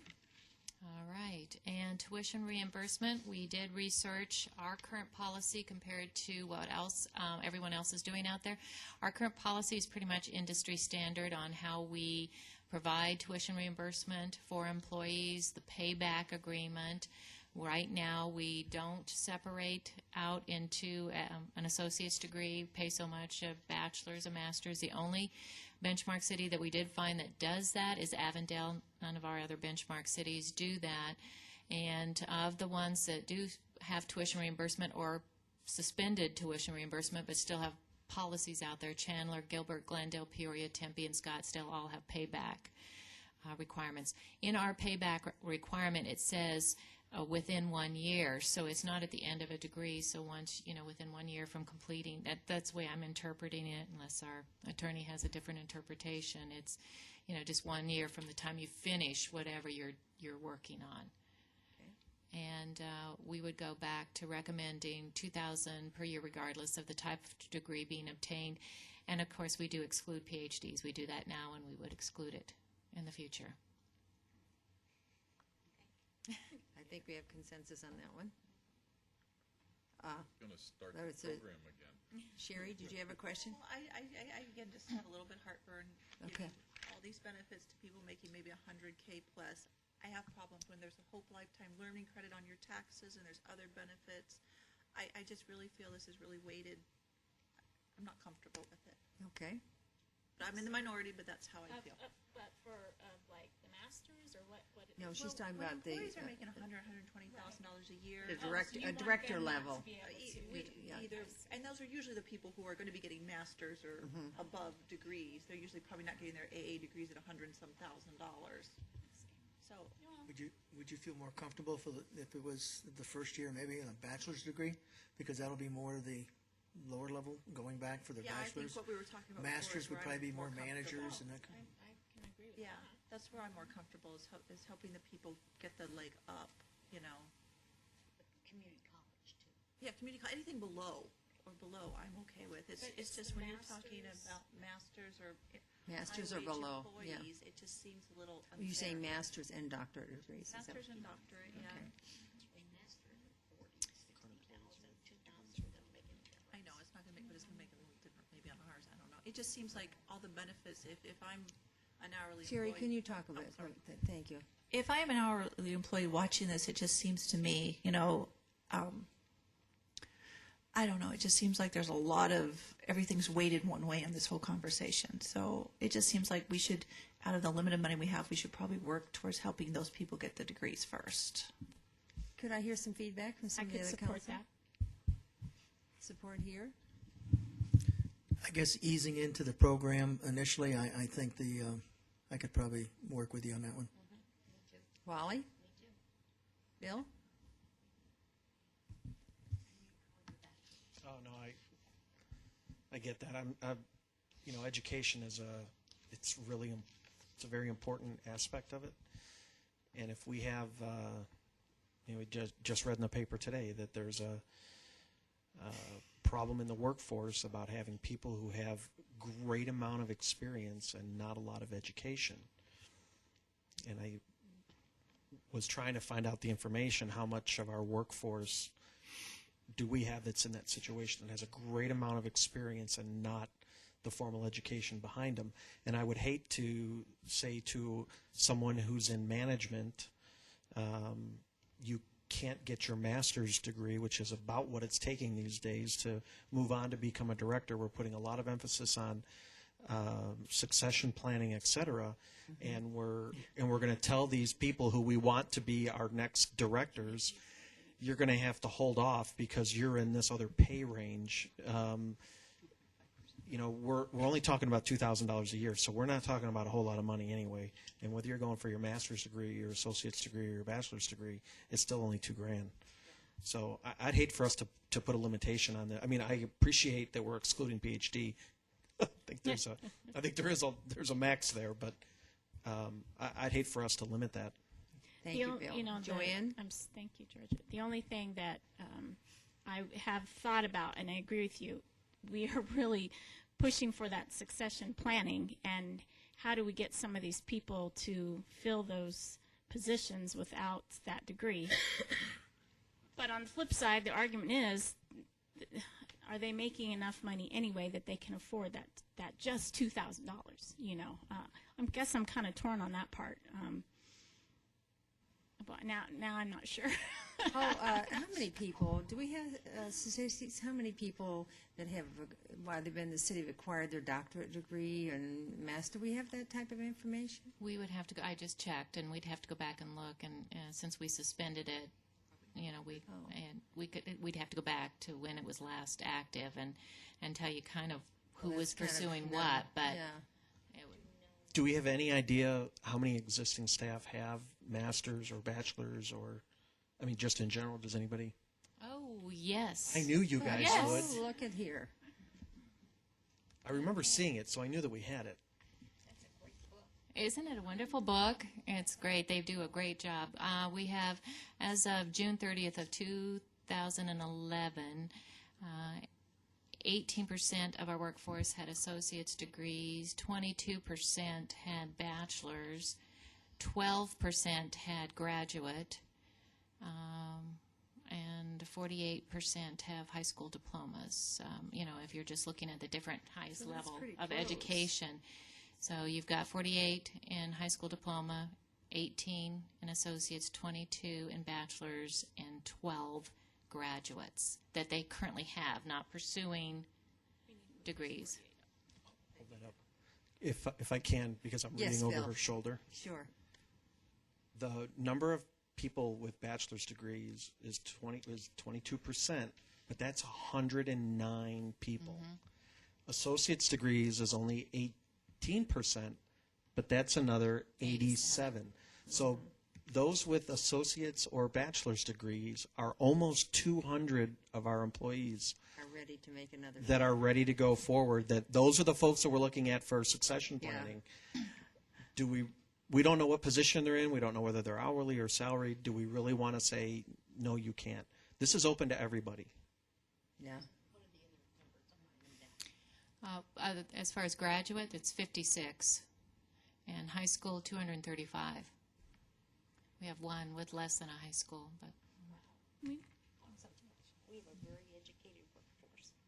wonderful. That's very wonderful. Our city is too. Yeah, that's right. Sorry. Yeah, I No, I may leave it. I think we should probably leave it. I think that I think we need to leave it. Bill, I appreciate you bringing up that point. Hadn't thought about it. And Over her shoulder. yes, well, he has the advantage where he's sitting tonight. So I want to look around the table again. In the consensus, I'm looking that majority consensus here is, or majority consensus is majority. Sorry about that.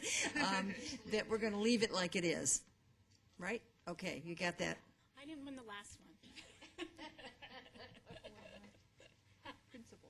Principal. That's what. Yeah, I figured. Okay, And Mayor, I'm done. you're done. Wow.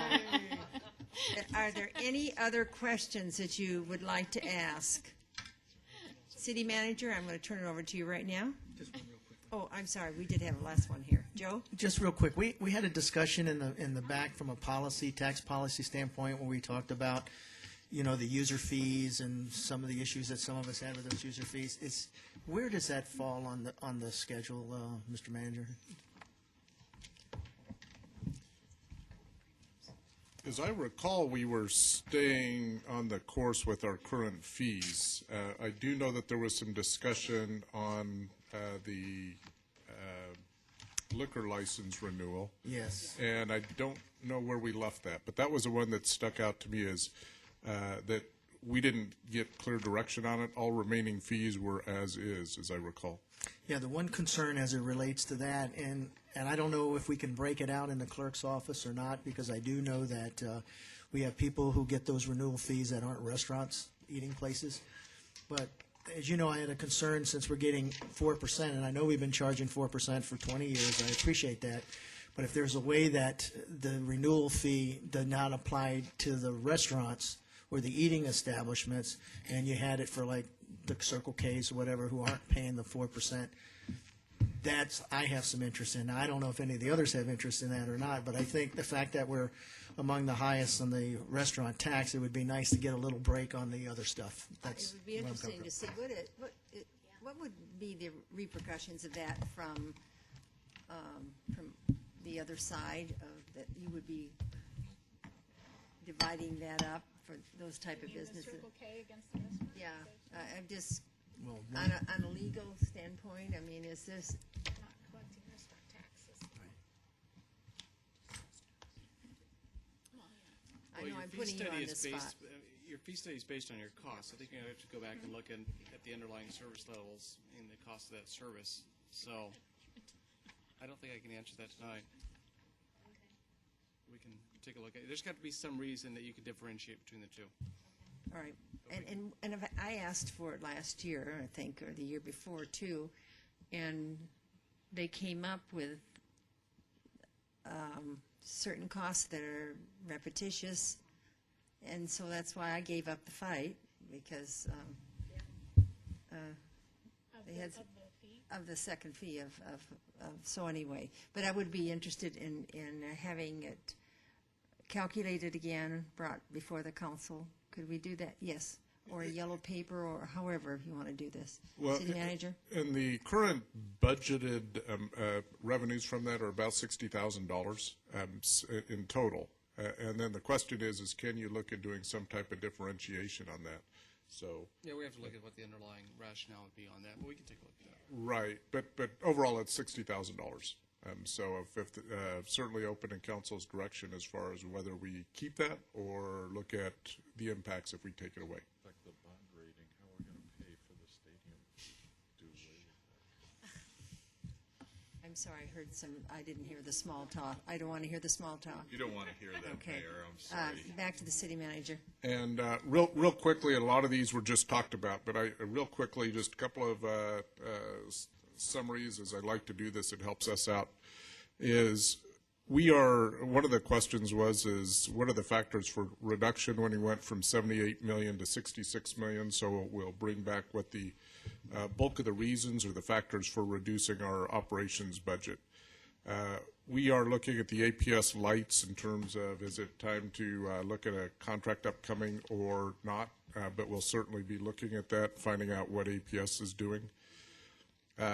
Advertising and focus, we'll bring that back as far as what happened, what were the reasons for discontinuing that, and the mailing of the in-focus, can you opt out? Does that have, in fact, bulk mail restrictions? Don't know, we'll find that out. We will be doing, one of your favorites is yellow paper, but on community-sponsored events, it'll be a comprehensive list. We'll also put something into the budget as far as summary of events and the dollars associated with those. Now, some of those are absorbed. Some of them are going to be quite small, so we won't get down to the minutia, but we'll give you a very comprehensive list. The other is if you have an opportunity to go through the general fund operating budget request book.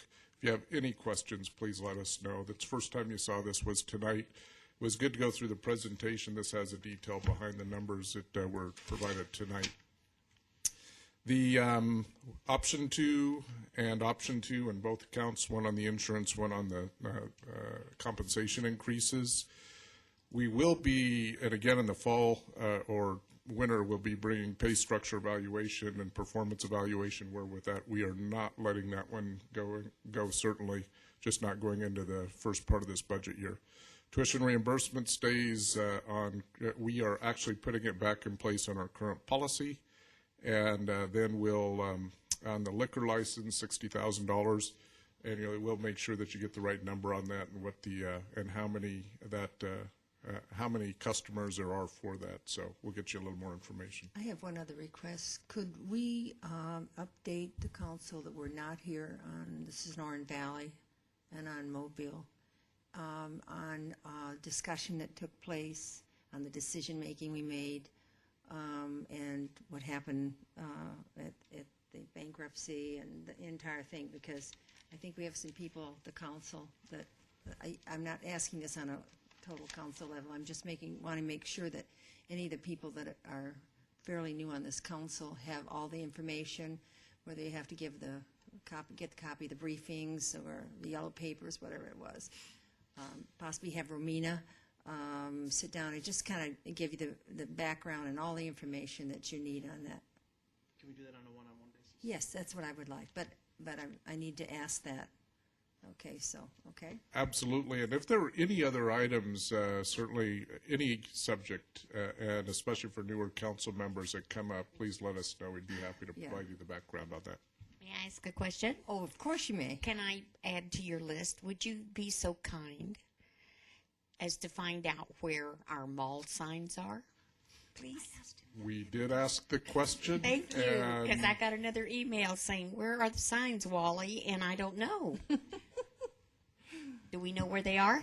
We asked the question of them. I'm not sure if we have the answer. Okay. Do we have an answer yet? Okay. Thank you. They Just had remind Garrett, he told me yes at a public meeting that he would be happy to put the signs out for us. And he's going to dig the hole and put the post in himself. Thank you. Yeah, so that's a photo op that we'll look Sherry? I just wanted to let the rest of the council know, I asked Brian to also follow up on that bill, the Guns in Public Buildings Right. bill, to see if it will be Yes. signed, what Yes. effect it will have on us, and he was going to check into it, so. I appreciate that. Right, that's the governor's veto on that particular bill. Did she veto it? Oh, you were asking if she I did asked if veto she it. did, I thought. Okay, but we will follow up on that, guns in public places, yes. Anything else? I'm going to, the next council meeting is April 23rd, a very special day. So, Your birthday? it's my birthday. Oh, birthday. Happy birthday. So I'm working the entire day on my birthday. Anyway, I just want to adjourn this meeting and we'll see you next time.